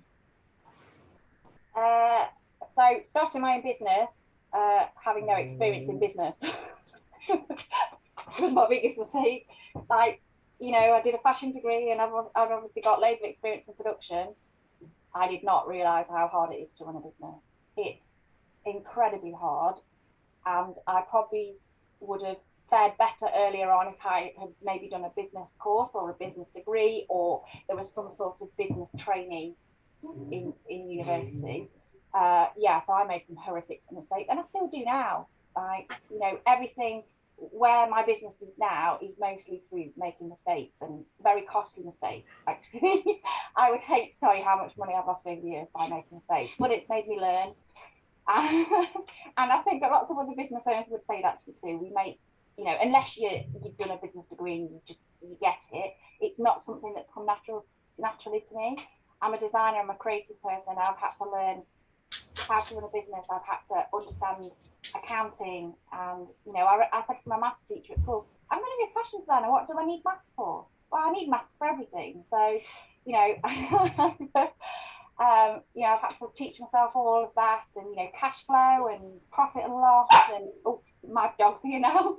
Sorry, guys, he's upset because I'm not giving him any attention. Yeah, so it's just, I just thought running a business would be really easy, and it's really not. So I think that's my biggest regret, is not having more experience. However, learning from mistakes is a good way to learn as well. So although I do regret not having as much experience, and I perhaps would have made a profit a lot sooner than I did. Yeah, you know, mistakes and horrible things that happen are all part of the learning curve. And also, and in business as well, is, you know, making sure that you've got good contracts in place very early on. I didn't understand that there would be unscrupulous clients or suppliers or things that would go wrong. So again, I lost money there, or when people refused to pay you for something. So, you know, learning about the legal side as well, that was something that I regret not knowing anything about. But again, and every legal thing that happens, it's a lesson, and it's something we don't do again.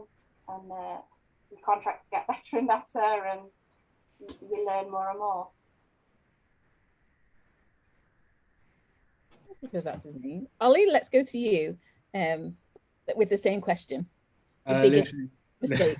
This one's really easy for me, literally just not being patient enough. I was like, when I graduated, I was like adamant that I needed to like progress quickly, and like find the right experience and get the right job or the next job title or whatever. And I would say, like, on reflection, it pretty much comes when it's ready. You're like, when you're ready for it, like you really want to be well placed for your next role or your first bit of experience. And that takes some teeth cutting and gaining some experience, or encountering problems and challenges and stuff to learn from. And I can distinctly remember being mortified or terrified that time was running out when I graduated. And you get a few years in and you actually get a bit more comfortable, you slow down a bit, and you get comfortable with the pace at which like finding another role or getting a next bit of experience comes in at. But I didn't feel that way when I graduated. So my advice would be just to get comfortable with part of the process and the patience. That's a hard anyway. Patience isn't always what we're all gifted with. Eileen, what about you? Okay. Oh, I've gone. Am I there? Hang on. I'm back. Wow. It's really interesting. I mean, God, I've made so many mistakes, really. And I've forgotten about all of them. No, but I think that one of the things that I really is a big mistake for me is that I try and do everything myself, like micromanaging every part of things, and not really, it's not about not trusting people to do things, but maybe it's just a personal habit. So I think I've ended up working sort of incredibly hard when I could have enjoyed a lot more of it myself. I mean, I still do my own basically it's taken me, in the last 15 years, it's only in the last 2 or 3 years that I've been really properly doing my own design again and really enjoying that. And, you know, at first it was hard because I had de-skilled myself basically from being running a business. And, but, you know, the business has been really successful. You know, it's been, you know, we're well known in our field, and it's been great. We do all these shows. I travel all the time. My sales girl, you know, everyone's constantly on the move. So it's been a lot to manage. And it's taken me a long time to really hand jobs over to other people. You know, unfortunately at the moment I don't have those things, but I will again. And so when you're not so frantic, you can have more focus on thinking about how you want your life to be and what's important to you, and you know how you want to fill your day. It might, you know, so I suppose, yeah, my mistakes have been sort of really about, you know, taking on too much, not being focused, and not really having a you know, I feel like I want Ollie to be my business mentor. Do you know what I mean? It's like, you know, so it's, yeah, so really stopping and thinking about what you're doing more, and actually giving yourself a break as well, and also sort of saying, yeah, that's enough for now. You know, you've done all right, rather than sort of always chasing the next thing so quickly. So you need these, it's a real time of transition at the moment, you know, with everything that's going on around us. And so it's an opportunity to kind of sort of slow things down, and to maybe, you know, you can reinvent what you're doing so many times, can't you, on a daily basis. So yeah, really it's like slowing down, giving jobs over, being focused, and then forgetting my mistakes. Okay. Thank you for that. All right, Okay. we'll dive into more of the questions that people have been posting on the Q&A. But what I thought would be really interesting, I know, Ollie, you touched on networking, but what skills would you advise university students to develop which you can't directly develop on the fashion textile courses to help them in the industry? We're going to start with you, Fasine, I think. So just to repeat that question, what skills would you advise university students to develop which they can't directly develop on their fashion or textile course to help them in the industry? Getting out into industry and actually working with real designers, real businesses.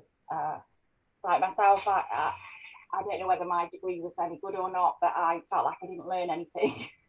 And I learned most of it either in by self-teaching myself, like all the technical aspects of fashion, or just getting out and working with these designers and seeing it for real. And when I was at university, a lot of the time, you know, you would be given 6 weeks to make one dress. You would have like 3 weeks to do your sketchbook and your mood board, and then 3 weeks to make the dress. In reality, you don't get that. So, you know, I would like finish my work in a week and then not come for 5 weeks, and I was always in trouble. Because I thought I knew better, because of like having worked in industry, doing experience and experiencing the real life. So yeah, definitely, you can't beat real life experience. It's not, I mean, I'm sure degrees have moved on a lot more now from when I was at university a long time ago now.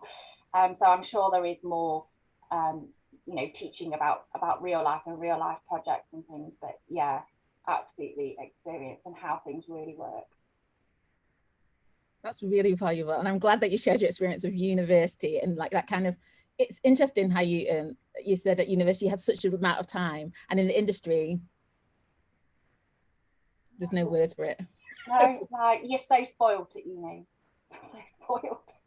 But it's nice. I think one of the panelists said earlier, enjoy your time now, because you probably won't get to be that creative again. You won't get to do these amazing collections. Like my final collection, I had the best year of my life, just making whatever I wanted, and you know, it was just so much fun, and all the fabulousness of the catwalk, and you know, being able to make these designs that no one's ever going to wear, but they're really fun to design.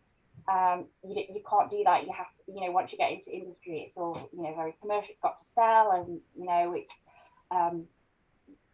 you know, you might do a design and then a product developer or someone like me will come along and go, no, you can't have that, you can't have that, it's going to cost too much, you can't do it like that. So yeah, really enjoy your time at uni. It's very creative. Yeah. All right, Eileen, we'll come to you. Okay. Whoops, I'm not very good at this. Hang on. There I am. Could you repeat the question again for me, just briefly? Absolutely.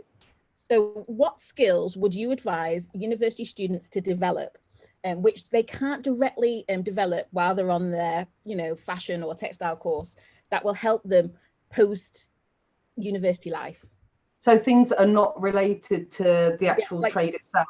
Wow. Yeah, like you mentioned network, and Fasine mentioned the fact that it's really good to get experience. You can't replicate that on a course. You need to be in industry.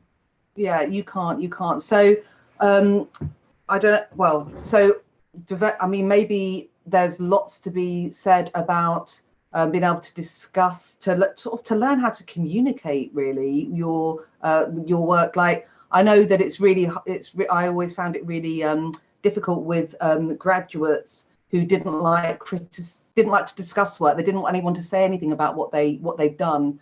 It was all too painful, and so it's quite difficult then, because you're like, later on when you've left, you've got to build a bit of a thick skin really at some point. So maybe there's a case for talking about what you're doing in a very critical way, because you learn so much from that. When you allow that sort of critical thinking and that sort of critical discussion.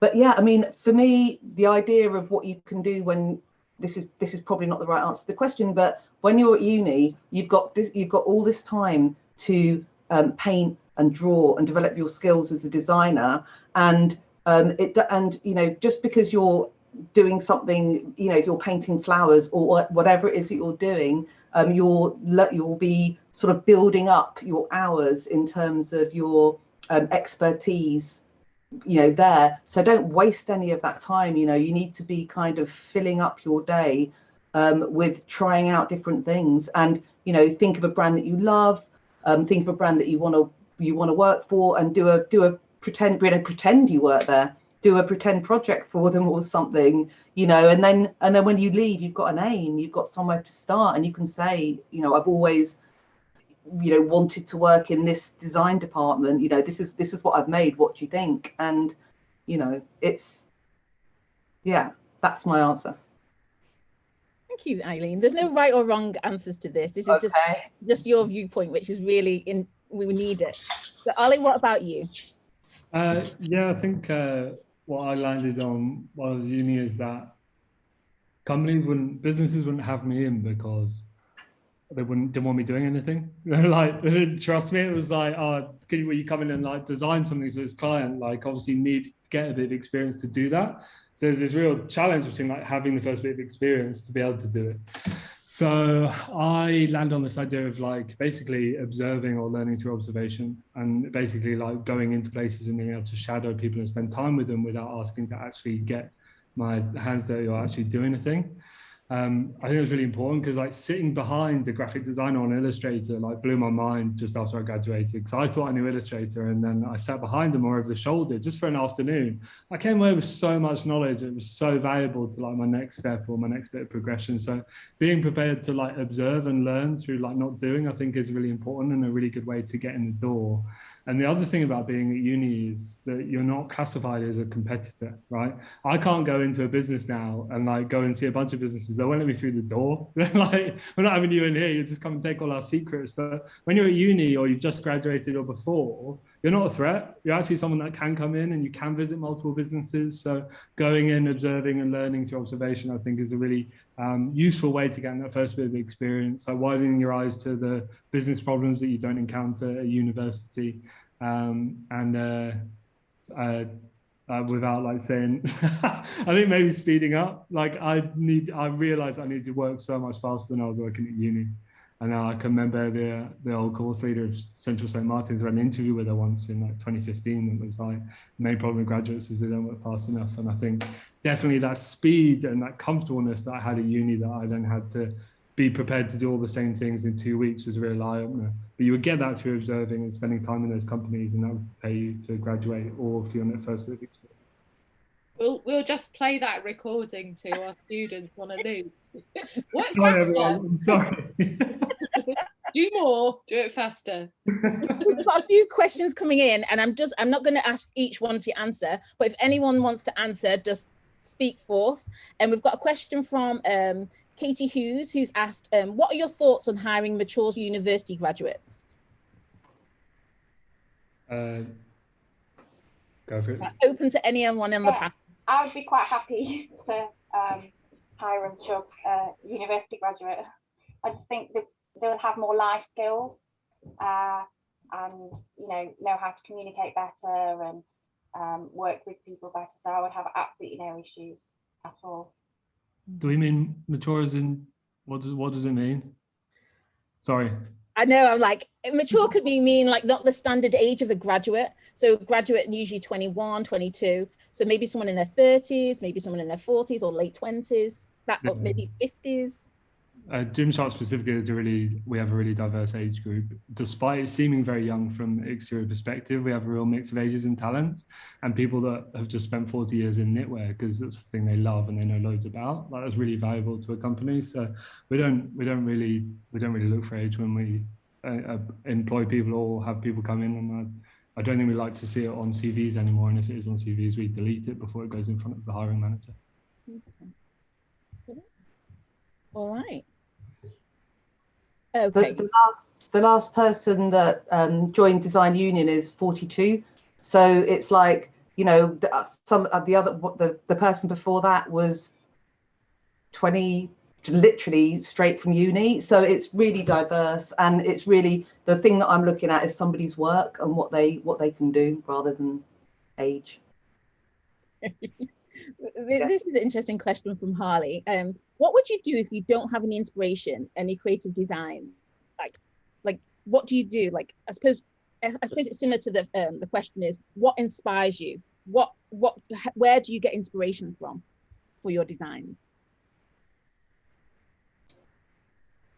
I could answer that, I guess. So, yeah.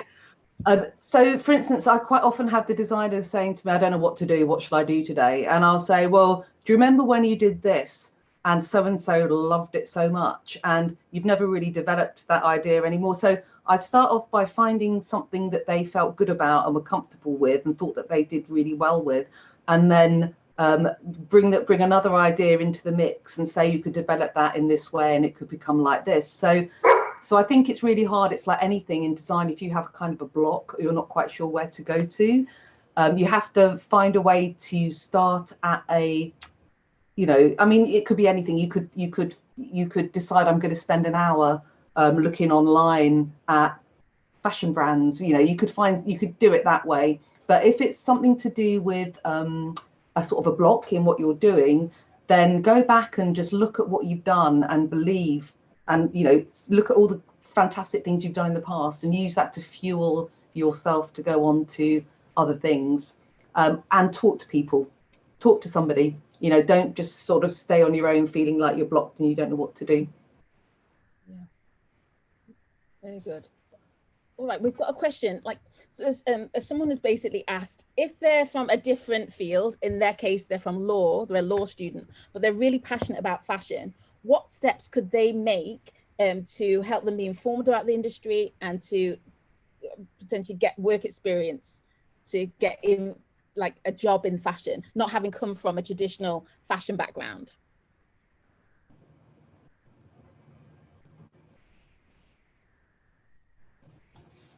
Anyone? I'll speak on behalf of the universities in Europe, but I actually think education is really important, and particularly like higher education, if that's how we're going to classify it. I very nearly didn't go to uni because I thought I'd be able to do it without it, and I went to uni and learned a lot of hard skills that have proved to be really valuable later on, especially like understanding how something's made or how the pattern is cut for a blazer, just like stuff like that had to be delivered in an educational format. So there's plenty of like part-time or evening courses or courses that run through the summer.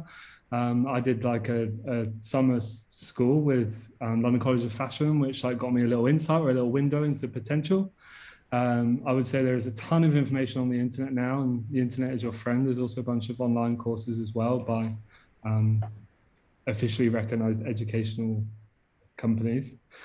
And speaking to people, getting a feel for it, like understanding like what area of design you want to go into is really important, and based on like how you would like to spend your day or when you're most excited or when you're at your best. I think understanding different avenues that you could go down is equally just as important as getting some qualification and education in there. Yeah. All right. So now we've got a bit more specific questions for each panelist. So Eileen, the question for you is, are most of the designs in the Design Union textiles done on a regular repeat? And no. What's your fabric content? Okay, yeah. No, we don't design and repeat because I know some studios do now. because if we design in repeat, it kind of limits a little bit, I think, the way we work. So all the designs that we do, the edges of the fabric's cut, but the image is entire. So when we send the data to the customer, they have everything they need to put it into repeat and to go into production. So there's no image that's cut through. So when we're making our original artwork, we will make sure that we do like a whole flower, or if it's an abstract design, the whole shape is there beyond the border of the edge of your design, because there's nothing worse for a buyer. They get a beautiful piece of artwork and then it's a square, and then they have to find another artist to make the content so they can like expand it and make the repeat. So we don't design in repeat, but we make it very, very easy for our customers to put it into repeat. And then if a customer doesn't have, like at the moment, there's lots of people that don't have any CAD artists working with them. So I've got one of my girls who's making some extra side money. Her sideline is doing repeat for our customers. So we do that. So that was the first part of the question. And the second part was? Fabric. What fabric? We print everything on silk. We print everything on a silk dupion just because it wears well, because we have to roll it up, put it in a suitcase and take it all over the world, and it sort of, it's got to last. And we've just found this one, that the Silk Bureau, the silk dupion, we get better color from that silk, but that's actually really bad in many ways, because lots of the new fabrics they have there are actually nearly as good. And so we should really be moving to a more sustainable fabric, shouldn't we? I've just kind of dobbed myself in it there. But at the moment, we're using a silk dupion, and we just use one type of fabric. Okay. All right. So a question specifically for you, Ollie, is from Courtney, and she's asked, what was the position of your as a head designer? Was it your first role at GYMSHARK? Or was it a ladder scheme where you started from something else and got promoted to your current role? It was my first job at GYMSHARK, so I joined the brand. I think it is, like most companies, it's a real place for progression. We have people that have gone from being assistants through to being directors or head of departments internally in the business. So progression is definitely possible at GYMSHARK specifically, but I progressed to this role through time at various places. Like creative leader at Speedo, and then into head of design at GYMSHARK with some transferable sportswear stuff. So there's progression and development opportunities within GYMSHARK as a business, but you can find them elsewhere at most healthy businesses. Okay. Thank you for that, Ollie. Now, Fazine, this isn't directly specifically for you, but I wonder if you could speak on this. Someone's asked a question: what job roles are classed as skilled workers within the fashion industry, and what degree experience would they require? Am I answering that or something? Oh no, Fazine. I thought that would be really good. Great, thanks. Thanks for that. Thanks. What I mean by a skilled worker is someone with lots and lots of experience. Especially at the moment, like I've got a lot of friends in the industry that are struggling to find work because they're too skilled and people don't want to pay the money for them. So when I said I'm hoping that in the next few years we're going to see the rise of more skilled workers, is that because quality is more important, sustainability is more important, that these skilled workers will be able to come back and actually find roles. But yeah, so in terms of a skilled worker, they would obviously need to have a university degree, although things are changing and there is more apprenticeships now, which I do feel would be very useful because you get hands-on experience. And there is obviously quite a lot of opportunities at the moment with this Kickstarter scheme for people that want to get in the industry that perhaps wouldn't have been able to get in before, because the deal with the government is actually really good, and we're looking at taking on a Kickstarter as well. Who wouldn't necessarily have to have experience in fashion but wants to get into fashion. So skilled as in worked in lots of different places with different product types. So they have a big skill set, maybe in different countries, or just different brands. Just skilled as in more experience is what I meant. Thank you for that, Fazine. Well, I've got inundated questions, but I do want to know, like, what's your favorite part of your job? What do you just love? I think this is for all the panels. Like, what do you think, you know what, I really love this about the job? Like, yes, a lot of you guys don't do the design anymore, but what keeps you pumping? What do you love about your job? There must be something, I hope. So when a collection's completed or a range is completed for the client and they're really happy, and you know, they send me some nice chocolate brownies or something, or a bottle of wine is what I prefer. So yeah, just like completing a project, and you know, production's really hard and there's so many problems and issues, and it's, you know, it's really frustrating at times and upsetting. And when we actually finish it and, you know, they've got a beautiful range out there and they're selling it online, and you know, they're really happy, that's what keeps me going, is having a happy client, really. And you know, seeing a beautiful product go from like a sketch to reality, and then, you know, it being out there and being sold, and also getting to wear them as well. Thank you for that. Eileen, what about you? The best, yeah. What's your favorite part of your job? wow. So in normal days, it would probably be, I don't know, I love the sales trips we go on when there's like 8 of us. Quite often we'll go off to the show in Paris, or we'll do Coma Korea. So I love that kind of camaraderie and that sense of sort of everybody being together in it. So I love that. I love it when I'm designing, when I'm painting, and when you go into that zone where time just passes by because you're being creative, and it's like fantastic kind of meditation or something, even though when you look at it the next day you think, oh, what the hell is that? You know, I can do something in Photoshop with that. So I love the designing, and I absolutely, you know, I think that it's quite, I'm not that comfortable on screen generally as a person. I find it quite, you know, I'm you know, inarticulate, I might not communicate, etc.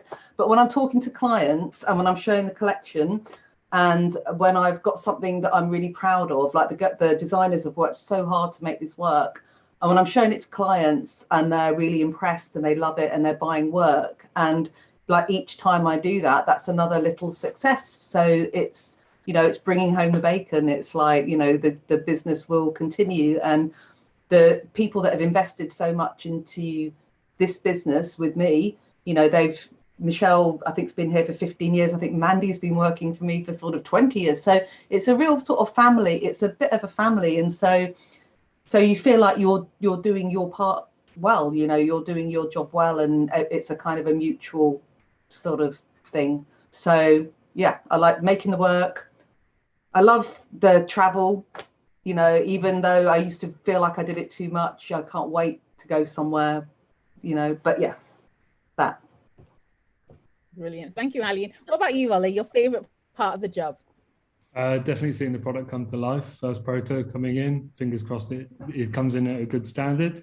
And I am guilty with the team of wearer trialing a couple of those samples as well, and adding them into my wardrobe. But yeah, it's a great result for the team when you get it in 3D and it's no longer a sketch. I think that's when it really comes to life. You get it on the body.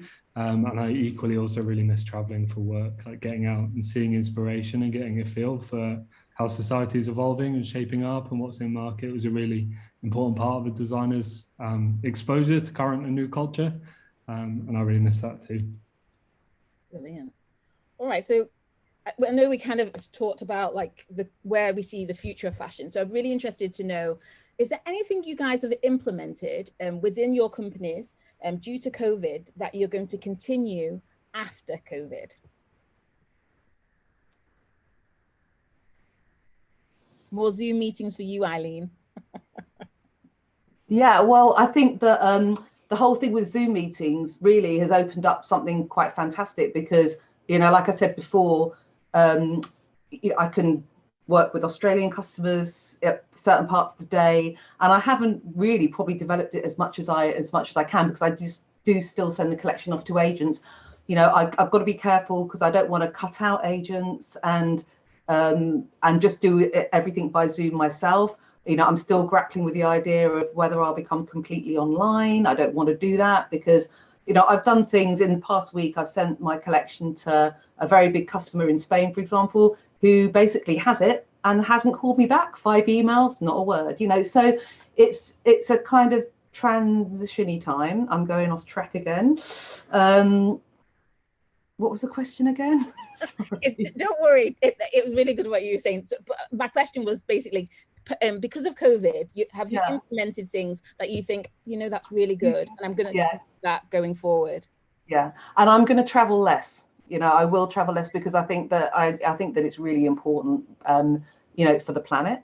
We're traveling way too much when we don't need to. So I think it's important to keep in touch with clients, to maybe go and see them once or twice a year, probably.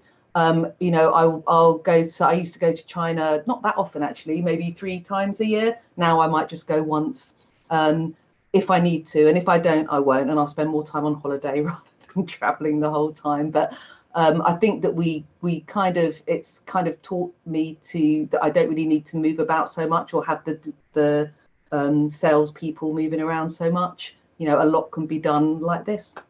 Yeah. All right, Ollie, let's go to you.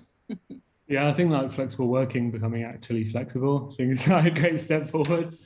And when we went into the global lockdown, and everyone had to work from home, all of a sudden went out to the team and said, like, whatever you need to do to get the job done, you do. Like, if you need to go for a walk for 2 hours and then come back and crack on, that's fine. Whatever's going to keep your mental health in the right place and enable you to deliver your best work. That attitude and that approach remaining post-lockdown, I think is going to be really important and really valuable. As creative people, we depend on having our minds in a good place, and the quality of our output is based on our mental health, right? So a bit more working from home in an environment that you're most productive in definitely has to be retained. And balancing that with the physicality of product, really. So like Eileen said, just finding more of a balance than we had before, because before it was just like back-to-back meeting until the end of the day and no time to eat. So I'm happy that we've got more balance, and I think that will remain. Excellent. All right, Fazine, what about you? Definitely the use of Zoom calls has definitely, I don't think I ever used Zoom at all before the pandemic. I know I bought a camera in lockdown, because it does open up markets. And during the first lockdown, I actually got my first client in Dubai. So we'd only ever worked with UK brands, and now we've got one in Dubai purely because I can talk to them through Zoom. And we've even done development meetings through Zoom, which actually worked, and I didn't think it would work. It's a bit of a longer way round to do it, but we did it. Obviously, flexible working. I was pretty flexible as a boss anyway, coming from a very full-on 24/7 having to be available type of job, and I was very miserable. So I've always been quite flexible with my girls anyway. But I did decide about halfway through the pandemic that it was really important, not just for me, but for my girls to have a life as well outside of your job. I just didn't realise how much it had taken over my whole life, and my whole life was my job, and I needed to have a creative outlet for myself. So I actually, I think it was about 5 months ago, I put the girls on a 4-day working week. They kept on the same wage, but they just have to work harder and faster and smarter in those 4 days. And then the Fridays for them, and it's just for them. So like, obviously the weekend you have with your friends and your family, and Friday is for them to do a bit of pampering. Or one of the girls has now got a little illustration business that she does, and so the Friday is like our day, where we can do what we want. And sometimes it's a bit hard for me to have that day as the boss, so I need to be more strict with myself. And it might be that we swap it around and have Mondays off, because actually everything ships on a Friday, so that was a bit of a mistake. But having that time for you. And I think if you're happy at home and able to relax and do something for you that you enjoy, I think you work harder, and you want to work harder, and do more. So it has been successful, actually. It's really good. Wow, 4-day week. Yes, please. So just as we kind of wrap this up, I do want to just say, give you all the opportunity to just kind of finishing kind of comment and kind of get back to, kind of inspiring the students with the kind of what advice would you give to students to do what you do? Almost like this, your years of experience. Of course, you've come across your you've built your kind of your career. So please kind of leave the students with just a word, a paragraph, just a sentence, something that kind of can inspire the next generation or the mature generation, because we do have a balance of a diverse cohort of different age groups, which is really quite exciting. So and also just to chip in there, just because I've noticed in the Q&A as well, like younger people who are still in secondary school, so I've got a whole lot of different educational choices. Yeah, should we start with you, Eileen? Yeah, okay. Question again, please. Tell me. Just to summarize it up, what advice would you give to students, both pre and university, and kind of on the leaving university this year, about what could they do to get to where you are? Like, if I wanted a job as a print studio creative director, what would I do, Eileen? What would I do? I suppose what you need to do is make the decision and really make it somewhere on a very sort of deep level that that's what you're going to do, and that there is nothing that's going to get in your way. I mean, not in terms of, you know, the fact that it might take time, you might have to do many things before you get there, but just to really believe in yourself and to sort of make that decision, make it your focus, and sort of think yourself into it, and then it will kind of unfold like life kind of does in a way. But you have to really believe in yourself, I think, somehow. Yeah, absolutely. Thanks for that, Eileen. Ollie, do you want to go next?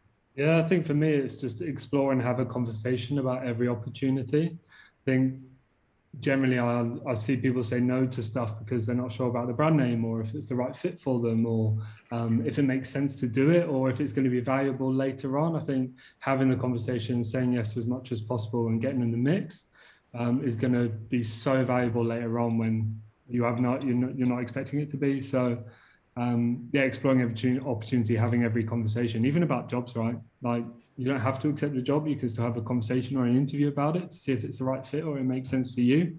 And I got that same experience in trying to work out what universities to go to. Just having the conversation in the room, exploring the opportunity, the potential, really helped me solidify my choice to do fashion design. So yeah, explore it all and say yes to as much as possible would be my 2 parting comments. Brilliant. Okay, Christine, let's leave it with you. Yeah, I think it's just the determination, and you've just got to be prepared to work really hard and not give up when things are going wrong or look like they're not going right. Like, I'm sure plenty of people would have said to me, you need to give up this, it's not working. But I kept going, and I knew it was going to happen, and I kept working till midnight, or I took on another project, or I did this, that and the other. And it's just like an utter belief in myself that I'm going to do it. And actually, naturally, I'm not a very confident person, don't have an awful lot of confidence in myself. But because I've wanted this for so long, I've just pushed and done things that have scared me to death. Even like today, I was scared about talking today. But if you just do it, you do get through things, and you get more confident, and, things do happen. Like 10, 11 years ago, I would never have imagined that I'd have a business like this. Just didn't think it would happen. But because I have just pushed myself, and even from like last year, thinking I'm going to lose my business, I can't even cope with the amount of clients we've got now, because just keep pushing myself and just keep going, even when you think, what's the point? And that's what I see a lot with brands as well. They might start off and they don't get much traction, and they go, I'll give up. But actually, if you look at a lot of brands that start at this point, it doesn't happen overnight. You have to keep going, you have to keep working till midnight, you have to keep meeting people, contacting people, putting yourself out there all the time. And it'll happen. It won't happen in 6 months, it might not happen in 2 years, but and it took me a long time. Like, I'll be honest, it took me about 7 years to make a good profit. So you don't like start a business and make your million in the first year. Some people do, but not everybody does. It's a long game, and you've got to be prepared for that. Absolutely. Guys, that was amazing advice. Thank you so much for answering these questions. Casey, I'll hand it over to you.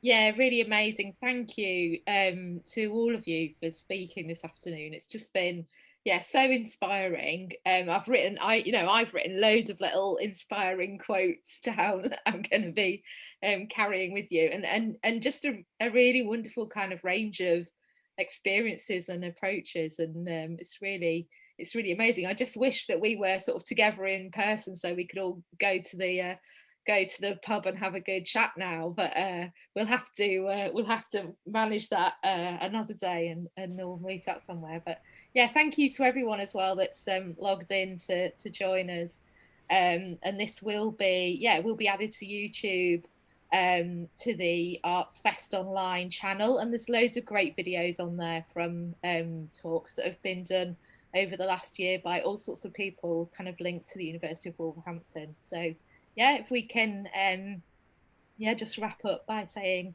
thank you very much to everybody who's helped us to make this happen today. It's been fantastic. Thank you, it's been a pleasure. Yeah, Thank you very much. Thank you. Great. Thank you.